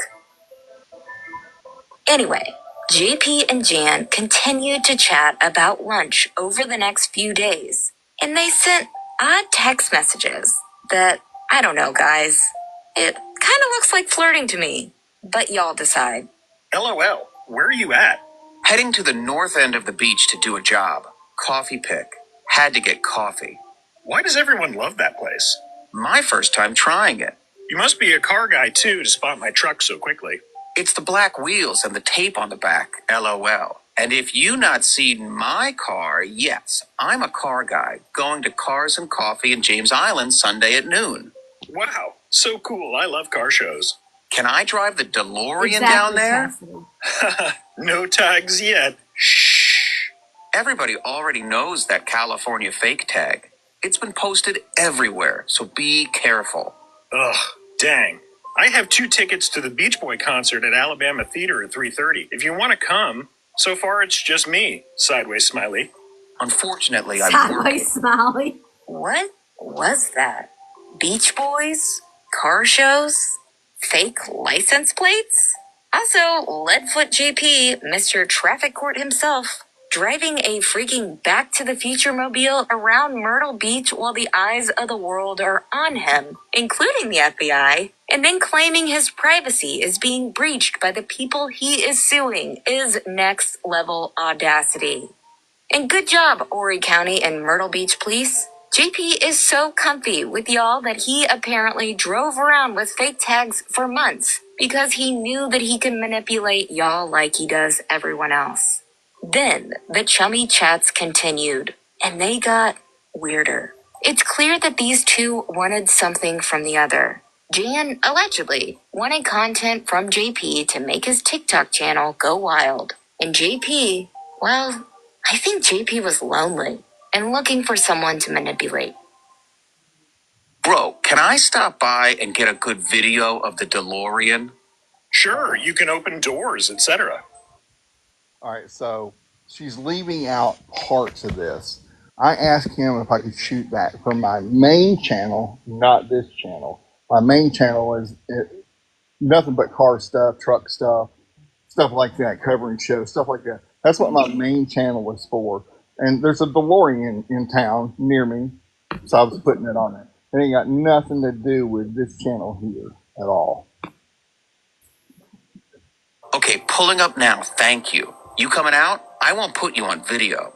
No, I may get you a Lamborghini tonight. I do have your permission to video it and come on your property, correct? Yes. Okay, thank you. I'm at your driveway. Okay. Thank you. LOL, your mom drove by as I was videoing it. I know she called. I'm coming. You gone? Pulling back up. Okay, I might be getting too into the weeds here. Can you address Tada saying how do they have these texts? Wasn't that in the counterclaim that you included a copy of the text? Hold on. The text that I submitted to the judge, I submitted all the text. They're leaving out so much that's being said. It's pathetic. I don't know why they're doing it. If you're going to put the text out there, put it all out there. Don't put partial. Right. But it's in the appeal. It's in that. Because I think this bro on bro conversation is fascinating. But the point is that these text messages make both of these men look bad and not credible. JP does not seem to be afraid of Jan in any way, shape, or form. In fact, he appears to want to be friends with him and impress him. And Jan is playing right into JP's traps because he wants that exclusive content, bro. Think about how messy this is for a restraining order. If Micah could not get a restraining order after JP put trackers on her car and allegedly razors in her tires and had her fearing for her life, then it is a whole different level of absurdity and cruelty, honestly, that JP got this restraining order when he was actively trying to be around this dude all summer long. Even after her death, Micah is still showing the world the cruel contrast between a man and a woman in our justice system. So, one more example of this cozy relationship before we get to the breakup. This text from Jan was sent at 10:57 p.m. on July 9th, 2024. Found you something on Marketplace. Eye emojis. Link of a Lego DeLorean. Ha, I love stuff like that. If you ever want to see some super cool comics or He-Man figures, LMK. That's the car you need to get, the General Lee. I had one. Actually, I had two. Why would you ever get rid of that? It's so iconic. Kids complained about the back seat. Me too, First one Trey. someone bought for me in 2015. Some church peeps complained about me having it, so I got rid of it. 2018, got another one. Kids hated it, and I didn't have money for two cars at the time. All right, who bought JP Miller a General Lee car in 2015 when he was going through a nasty divorce with the wife he cheated on and claiming to the court that he had little money for child support? General Lee car, by the way, seems to be a reference to the Dukes of Hazzard. It's a car that's painted like the Confederate flag. A few days later, on July 19th, Jan texted JP to ask if he could swing by Solid Rock to get a video of him eating peaches off JP's tree, and JP said no. But then he said he had pears in his backyard. Did he want Jan to come over to his house to take a picture of him eating fruit, also peaches and pears? What the heck is going on there? Keep in mind, this is a few days after Jan's TikTok account posted a video of a lonesome JP outside of Solid Rock with the caption, JP Miller, upset no one wants to come over and video him. So either these two had some kind of flirty deal that wasn't in text messages provided to the court where they pretended to publicly dislike each other, or JP was completely unaware of what was happening on Jan's TikTok pages, which, by the way, proclaimed the hashtag Justice for Micah everywhere. Which is not a neutral stance, is it? We know from his 2025 lawsuits, JP doesn't consider that a neutral stance. Anyway, maybe JP didn't see those videos until later in the summer, when it looks like the bromance started to fall apart. On June 30th, Jan texted JP, I'm behind you. Where are we going to lunch? But JP never responded, according to those texts. Then, on August 3rd, Jan Lancaster posted a 5-minute video called The Story of Guru, where he selectively chose texts between him and JP throughout their summer bromance and explained that the two had had an argument on July 30th. In the restraining order documents, JP claimed that this happened on August 3rd, but I think he might have just been lazy and went from the video date that was posted August 3rd. Anyway, August 3rd was the one other incident JP used to document alleged harassment from Jan, saying Jan followed him to his house to the mall, which basically Jan admitted to in this video. So at the mall, JP apparently confronted Guru and they had an argument. The argument was not over how JP treated Micah, his ex-wife, his children, or the church members who supported him. It was about what Jan appears to care about the most. Content. JP apparently had given Jan verbal permission to use a video of his on Jan's TikTok account. Yay! And a TikTok user named True Crime Ree. Remember her? JP's bestie who is obsessed with posting JP's side of the story all summer. Allegedly, Ree got Jan's account shut down for publishing content he didn't have permission to use, meaning the video he says JP had allegedly given him permission to use. So that is where JP drew the line with Jan. They were fighting over content. And that is where Jan apparently drew the line with JP. Content. Not all the horrific texts we've seen, not the medical documents, not all the police reports, nothing to do with the evidence of abuse showing who JP really is. He wanted to be on JP's good side for his account, to be back up and running. During that conversation, according to Jan, JP said he wasn't religious, and Jan included that bit in his little bromance breakup video, as if it mattered that JP didn't consider himself religious when this man's actions already show he isn't. Why would it matter if he regards himself as religious anyway? He had to have known that was going to lead to some self-righteous moment of I'm not religious, I'm spiritual. Definitely anyway, some slander. It mattered to JP. JP saw the video on August 5th and sent a long breakup text, according to the documents.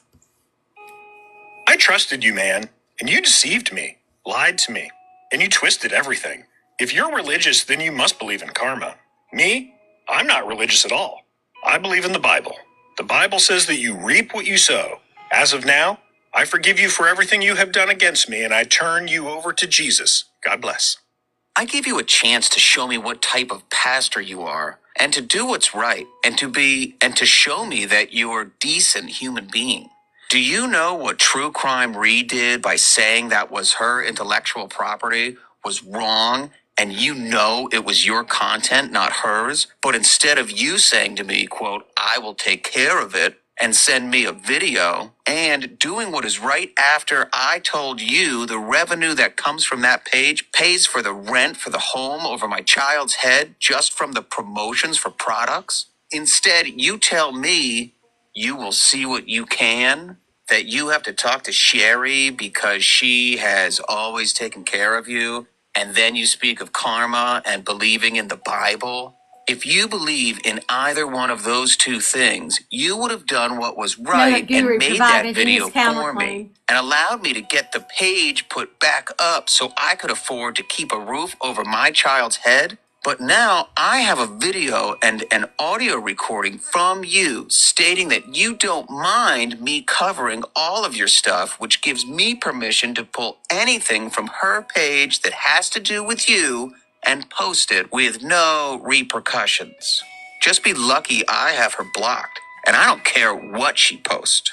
As far as karma goes, I know I have nothing but good karma coming towards me. Oh, Yes. Jan, Yes, that is Stephanie. not the own you think it is. First of all, funny how in just one summer, TikTok changed from something this man was getting, quote unquote, like $35 from, to essential income to pay his rent. Newsflash, Jan, if you have to depend on a fragile relationship with a churchy business bro man baby to pay your rent, then you have no business calling yourself a reporter. You are a First of all, you have no business telling people that they have no business calling themselves a reporter. This is a free country. If I want to call myself a pumpkin, then I'm a pumpkin. Okay? content creator out for entertainment and, like you said, for money. You need to put food on the table with this job, apparently, and you admittedly needed to work with a monster on your side to do that. So that's where this business of trying to blur the lines between content creators and journalists and putting them in the same category is dangerous. JP and Jan continued to argue about the Bible in a way that was so pathetic, I'm not even going to have David or Jem read it. But premium members can read it in the link in the description. What? Here is how this whole thing ended. Okay. I can tell you. So hold on a minute. Let me point this out. Let me read this. I'm going to read it to you. JP and Jan continue to argue about the Bible in a way that was so pathetic. I'm not even going to have David or Jim read it. But premium members can read it in the link in the description.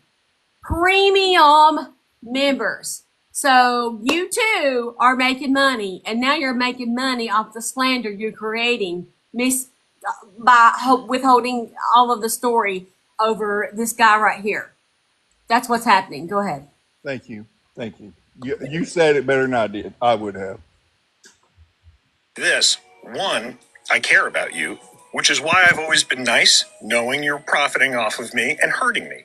Two, I've studied every word of the King James Bible, the Greek NT and the Hebrew OT, and I can promise it says, God will deal with anyone who attacks his church or his people. The only sect that lasts until the end of time is the church. So good luck with Jesus. I hope you see him one day. That page was not about hate towards you or the church. It was just media coverage of the events happening, and you know that. As far as Micah is concerned, I know for a fact I will meet her in heaven. I also know I will see Jesus in heaven, and my name is written in the book of life. Maybe said good luck with Jesus. I'm sorry, but regardless of your own spiritual views, think about that. This whole little petty drama, and JP is saying that Jesus Christ himself would be like, you know what, Jan? I don't like how you treated JP Miller, the owner and creator of Solid Rock Ministries in Myrtle Beach, South Carolina, United States of America.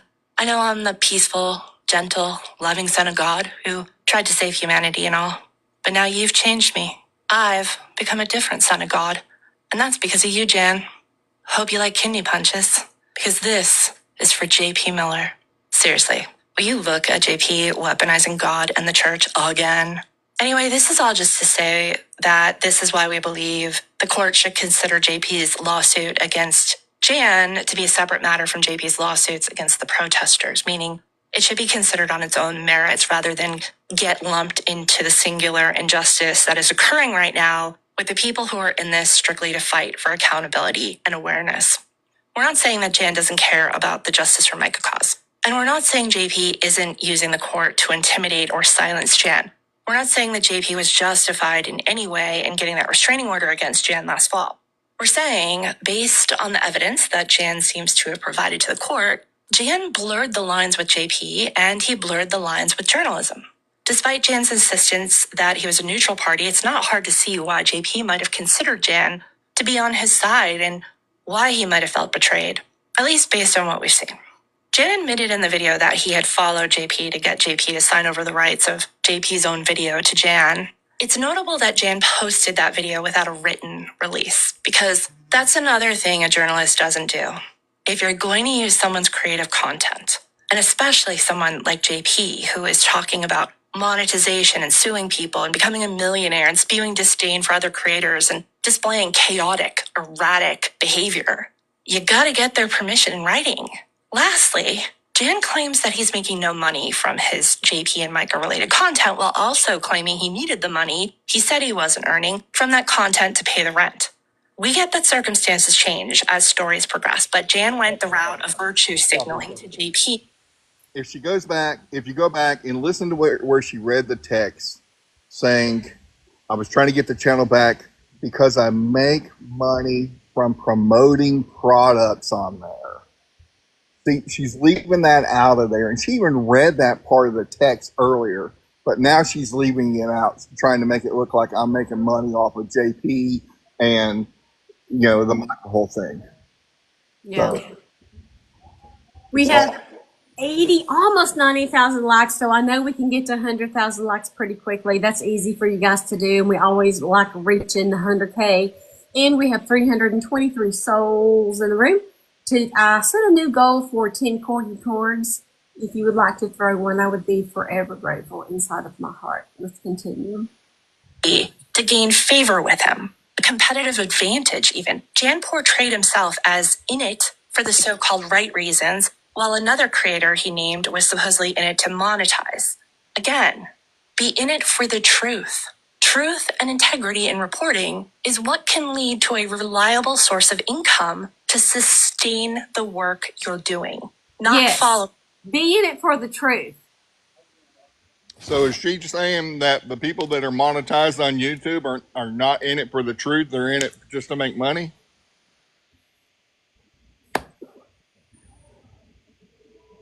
The answer is they all make money. Okay? I don't understand how one media profession can attack another for making money when they're doing the same thing. A weirdo into a mall parking lot so you guys can go toes. At the end of the day, in our opinion, the texts show that Jan had a quid pro quo relationship of some sort with JP that appears to have backfired. And that is not what was happening with the protesters. If Jan is looking for a pro bono lawyer, he is welcome to check out any number of resources out there that offer that service to journalists, such as the Reporters Committee for Freedom of the Press out of Washington, D.C. Jan can, see what they have to say about all of this. We'll be right back. With that said, we want to introduce you all to Justice for Micah protest leader, Ali Quazzo, and let her tell you about the movement and how she feels now that she is facing four more about you lawsuits from JP and his Solid Rock cronies, his papa, Wayne Miller. Is that the last? I think that's the last about that. Yeah, that's the last part about me. I forgot my mic. Here's one thing. Wait. Ali hasn't had unlike iPhone guru, Allie hasn't had any casual chit-chats with John Paul Miller. But during one protest was the day of the sprinklers. All right, that part right there, she's talking about him wanting to talk to her. She messaged me and asked me to ask him, and it's in this text, but they didn't read all this stuff because it came from another person. And so she asked me to ask him if, they can do a meeting. So why would I be doing that if it was me? It's not me communicating, it's me asking stuff for other creators. Right. It's hard. I would not, because you're going through so much right now. You had the RO, and now you've got the lawsuit. And to put this out there, to put more negative light on you is not fair. To leave parts out and take them out of context is not fair. And that is not how you put together a podcast that you then make money off of. Yeah, and they're doing it. It's their dramatization, their opinion, their view on things. It's not the truth. It's not true journalism. It's not the truth. That's right. It's not the full truth. That's right. Well, I'm so sorry that you have to be the center of someone, since they seem to have run out of story material.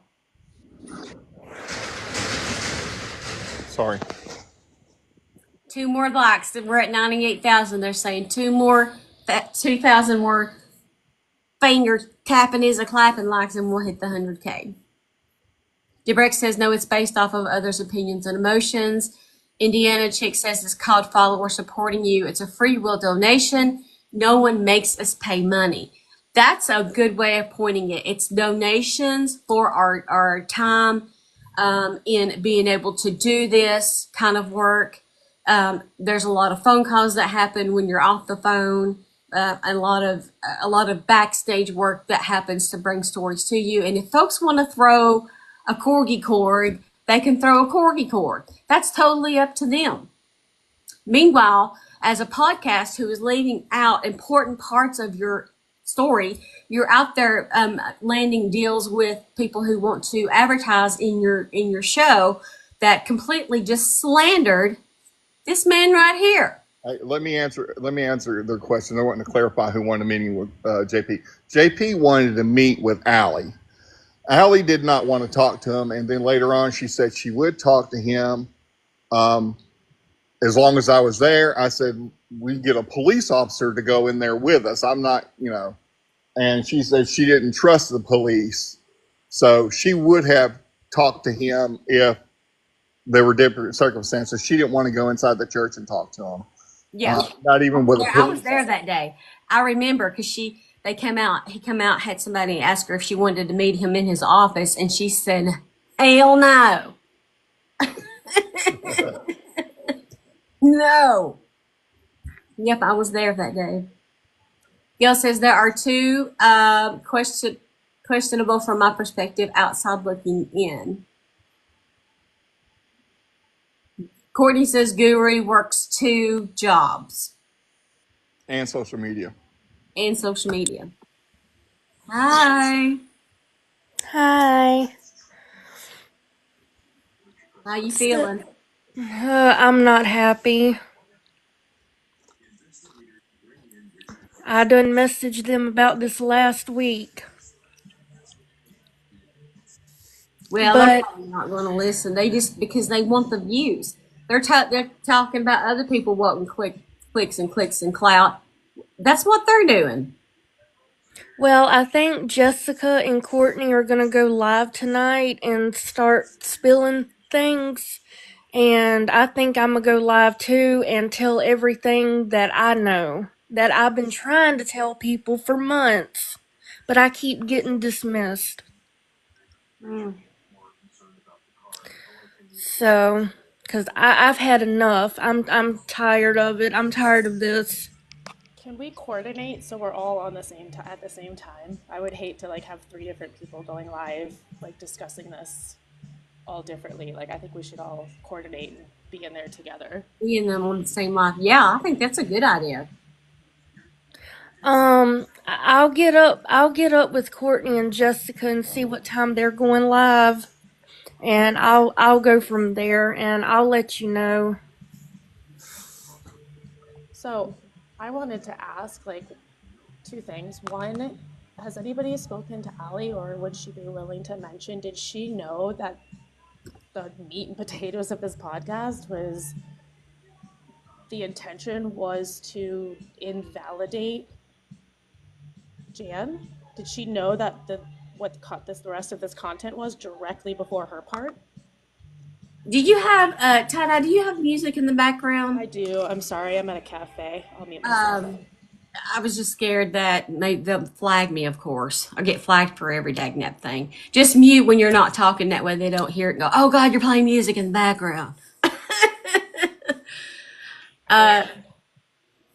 Just being in the moment, Megan says she had him blocked for a long time. Courtney says, whoa, even if she did, she wouldn't give a damn. That's what I said.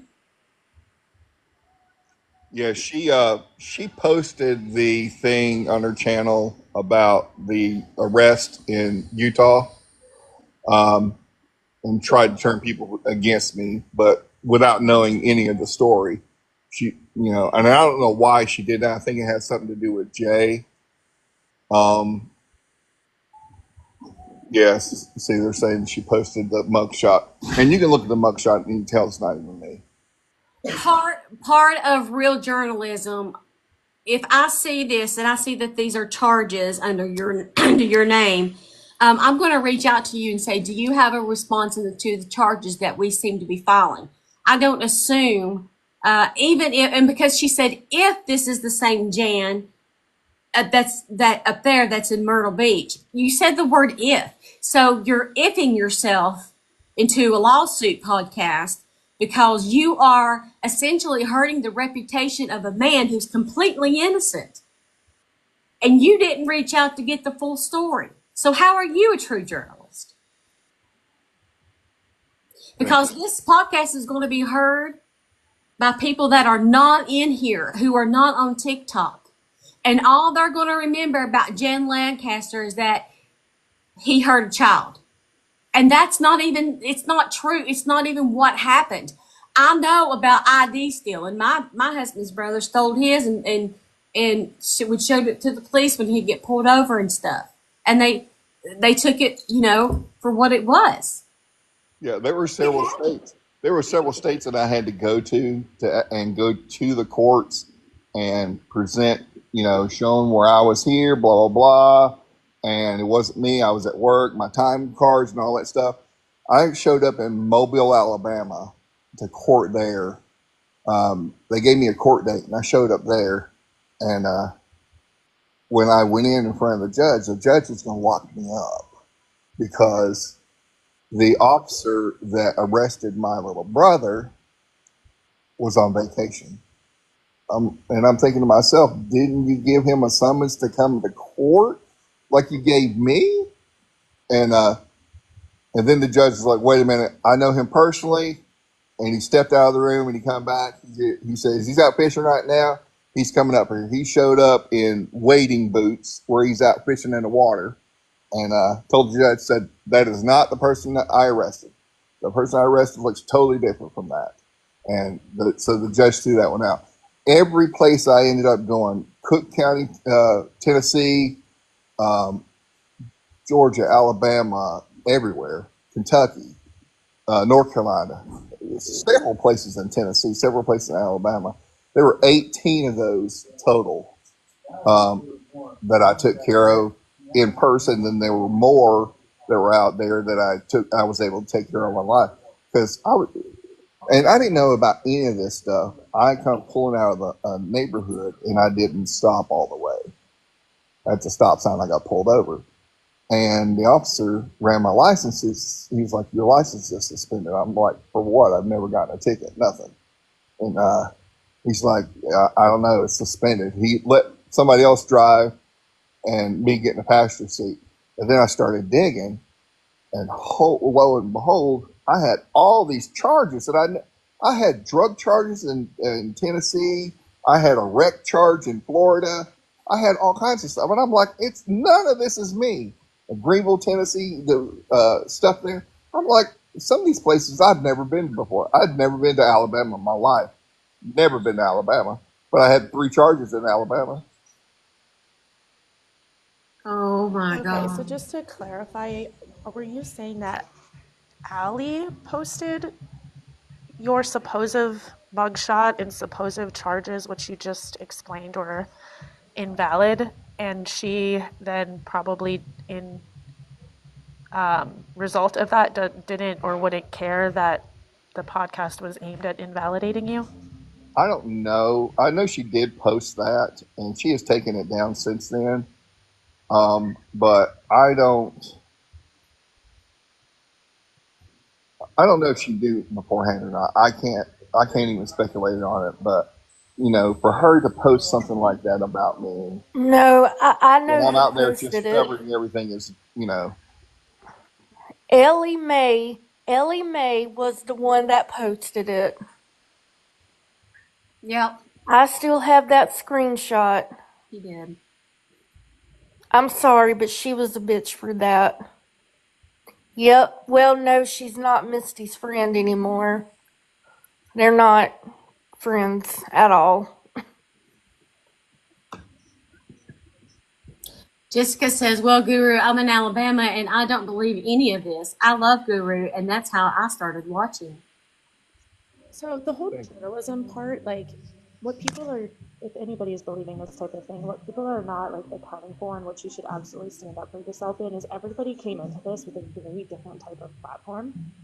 Like what Stephanie does versus what you do are 2 completely different things. And the reasons why this was like attracted to us in the first place, some people were true crime from the beginning.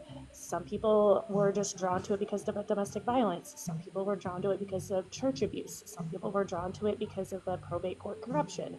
You were drawn to it because you cover Myrtle Beach media and you happen to live right by JP. And then JP dragged you into it. And then, of course, you run a media station. You're going to be like, okay, if you're going to drag me into it, obviously you're going to play into it a little bit, but that doesn't make your intentions bad. Like, you and JP were both kind of playing each other, but that obviously, like, that's just who he is as a person. And why would you turn down the opportunity to allow him to speak? Every time he speaks, he tells on himself. So like the grace that people are refusing to give each other and then take a public platform when you're not even deeply involved in this to completely like shade one party, I am just so deeply disappointed in them and them not considering all of those facts. Like I cannot even believe that they put that out.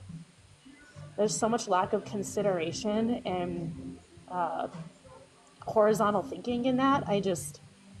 It really plays off of the fear that in the paranoia that people have been involved in this have against other people because they don't know who to trust. And putting this podcast out is dangerous for people who are directly involved in this and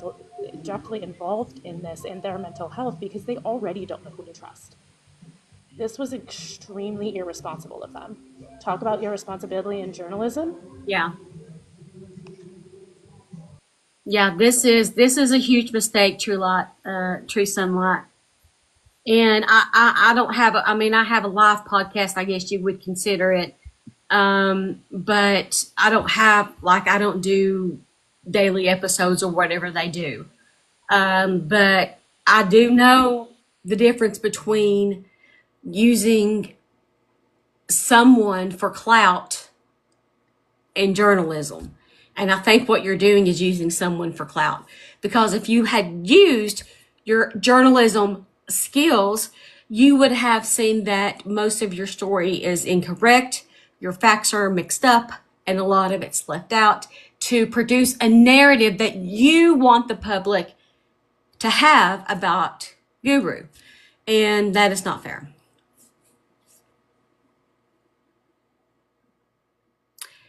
I'm just curious when they're covering their other stories.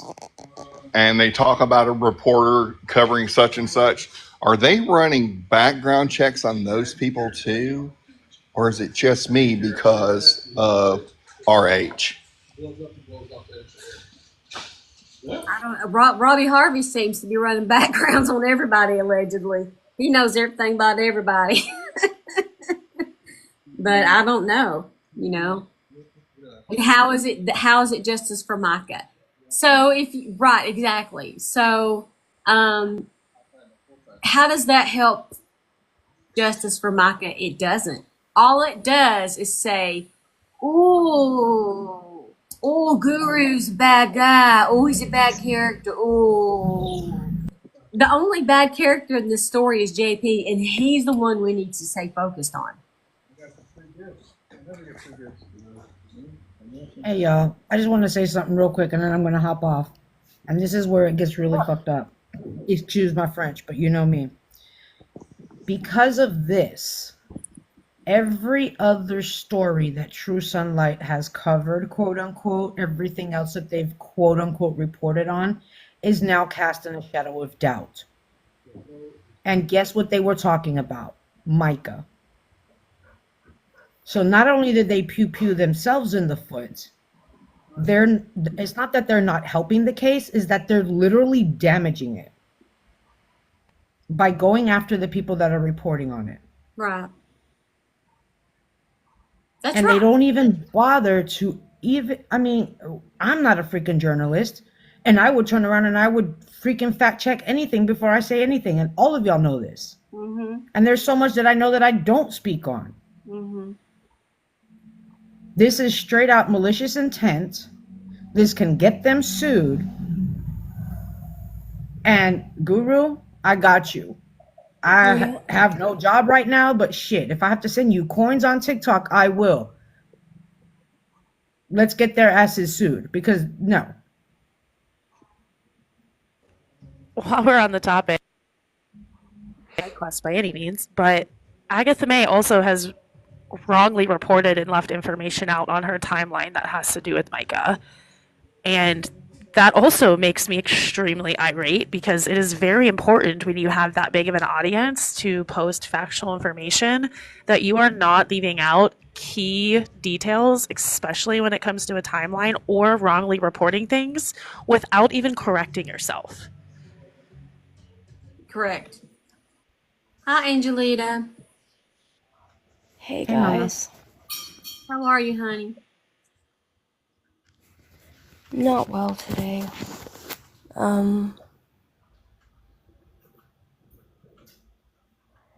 You know,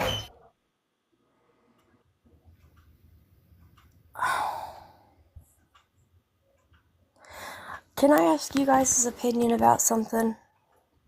Sure. Please do. It's a thought that came to me on Monday.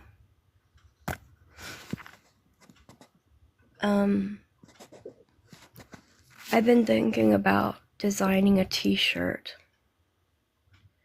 that says on the front, "This is what domestic violence and coercive control looks like." And then on the back, have one picture and then another picture underneath.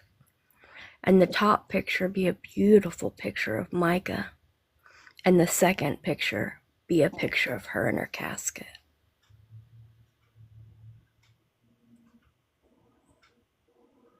What do you guys think? What are your immediate thoughts that come to mind? Oh, is that Gary? Is that, I'm not going to show the pew holes in her head or anything. But my daughter went out of this world in a freaking cardboard box. And she was crying out to the police. She was doing everything she could. She went to the police, she went to the IRS, she went to the FBI. She did everything right.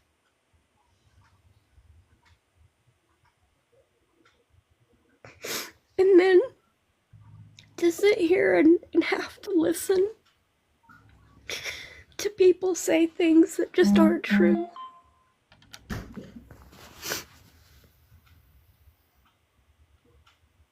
I'm tired of everybody talking, and maybe they need to start listening.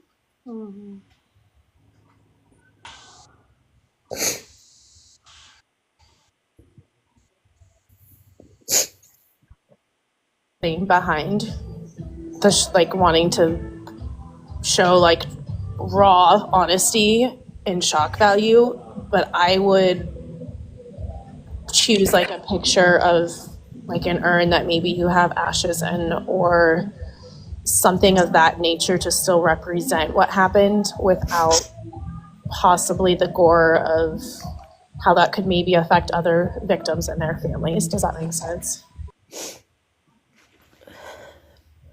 Kind of, but not really.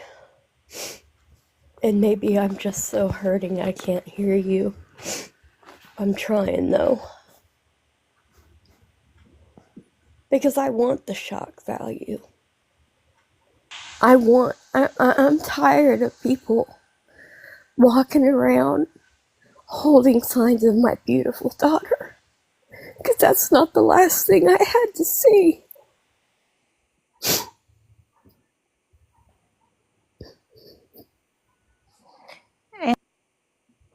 Oh, oops, I'm sorry. I didn't mean to click that. Go ahead, figure.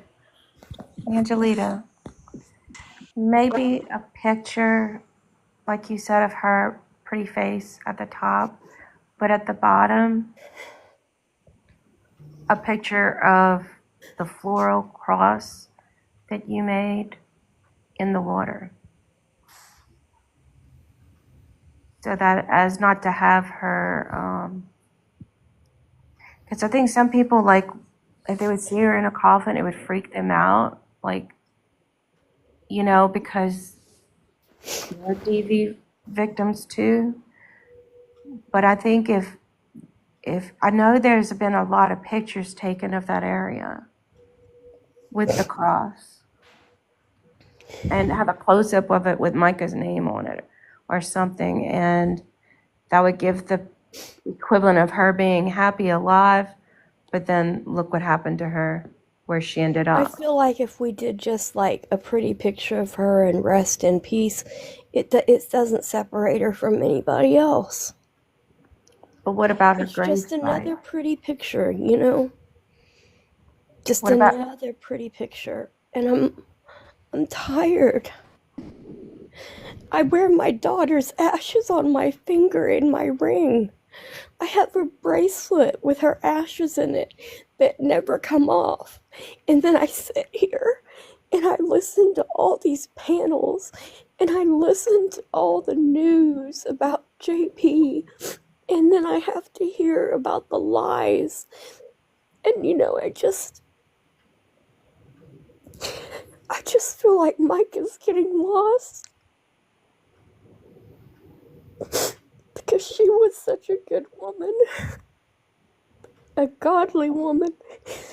A godlier woman than I will ever be. And I'm tired of people fighting and arguing, and that's not what Micah would want.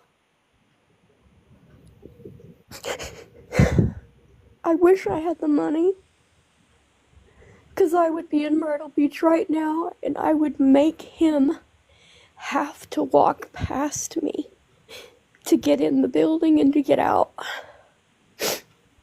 I would make him have to look at me. You know, I talked to someone in the police department that's kind of high up. And I said, if Micah had called saying he's beating me up, and all of my kids showed up at once and just whooped his ass, you know, and the cops come and everybody goes to jail, what happened? She said, well, yeah, everybody would go to jail, but it would just be a cooling off moment for your family, and then they'd probably release you. You know how hard that was hearing that?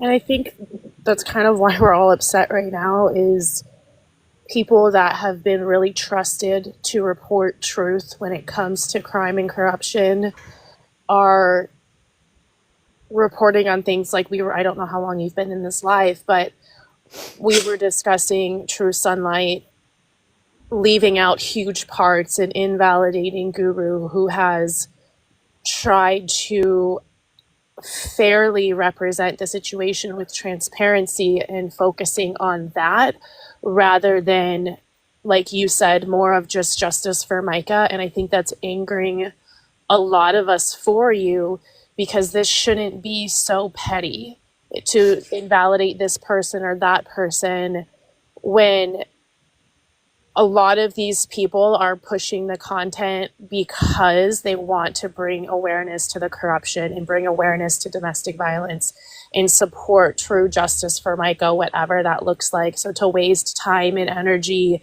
to invalidate somebody who had no intentions and probably wouldn't even have involved themselves if they knew it was going to get this messy for simply being present, it's a waste of time. And I think that's really upsetting a lot of us right now. And I can guarantee that a lot of people are now going to no longer follow not only True Sunlight, but other people who are going on these side quests that have nothing to do with what's really the subject at hand. And I think we all kind of agreed to gather later on today and just discuss how inaccurate this is and how to just kind of stay on par and gather together to not allow any more of this pointless division.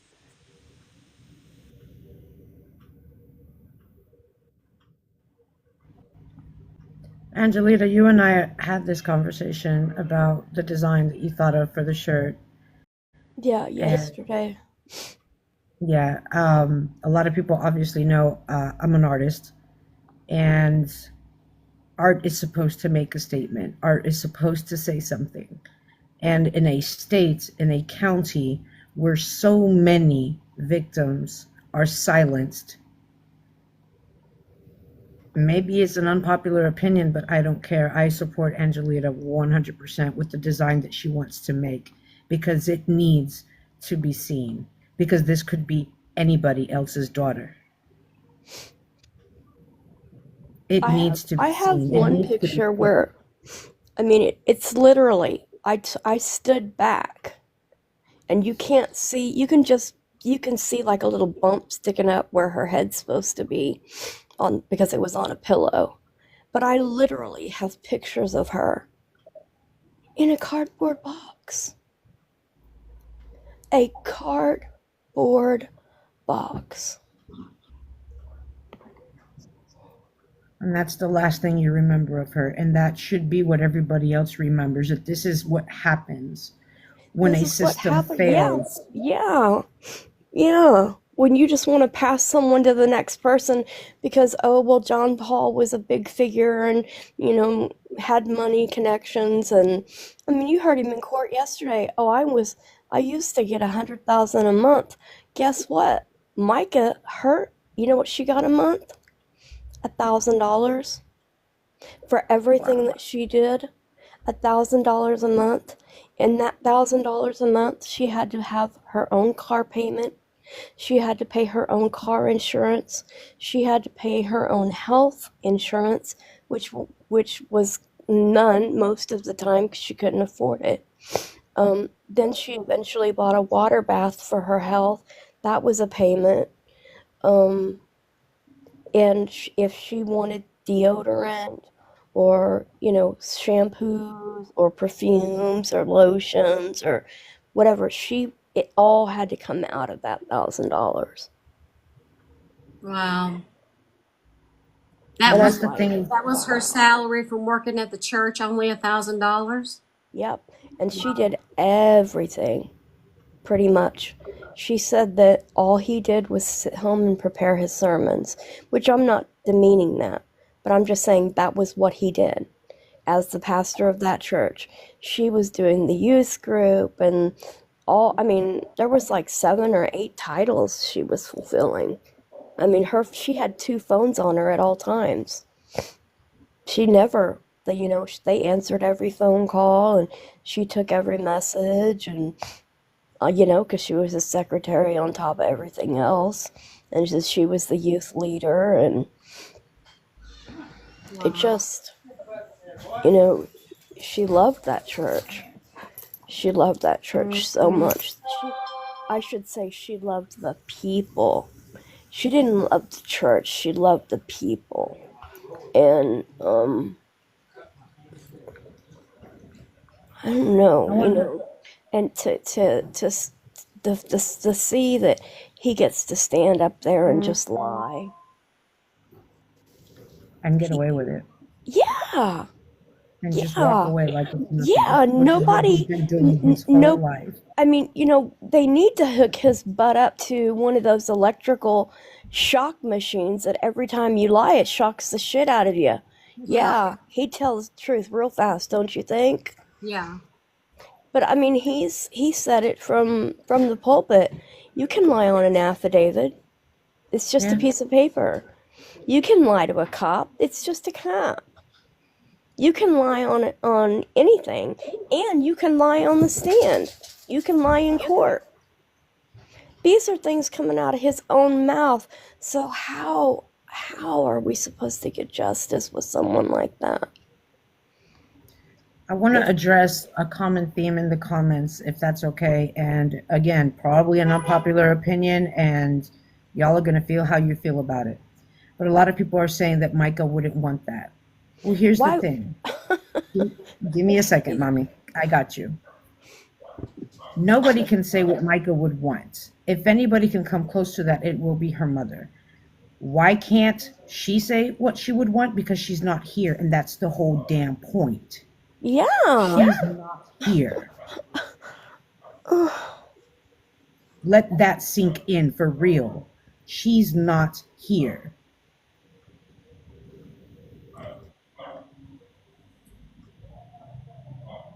Oh my goodness.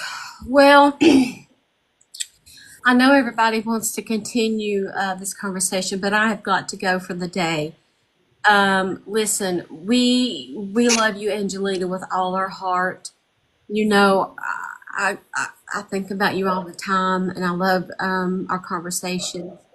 And I could never imagine the pain that you feel of losing a child, and or that she was taken from you. And I wish I could find words to say, but unfortunately there are none. And there's nothing that I can do other than continue to support justice for Micah. Yeah. I told my counselor this morning, I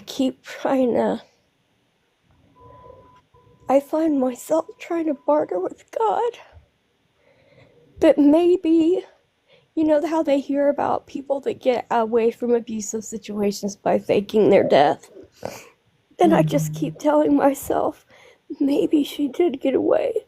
Maybe she did get away. And it's stupid because do you know what I mean? Yeah. But I just want you guys to remember that when all these false articles are out, and that there's a mother sitting in Kansas trying to barter with God for her daughter back. That's true. That's facts. That's true news. That's current news. Yes. Thank you guys for letting me come on.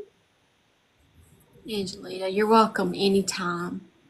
Know that everyone in here, I want everybody to throw up some purple hearts and show her how much her daughter is thought of every single day. We talk about her at night. We wake up and we think about her and we talk about her. So there isn't a day that goes by, there's not, that her name isn't spoken for justice. And not only for herself, but for other DV victims all across the world. She has made a difference worldwide, and that's an amazing legacy to leave. One quick thing I The want to share on t-shirt one was more. just Special soul. a question. It's not something that I've got in the works or anything. I'm just trying to process, thoughts and get opinions,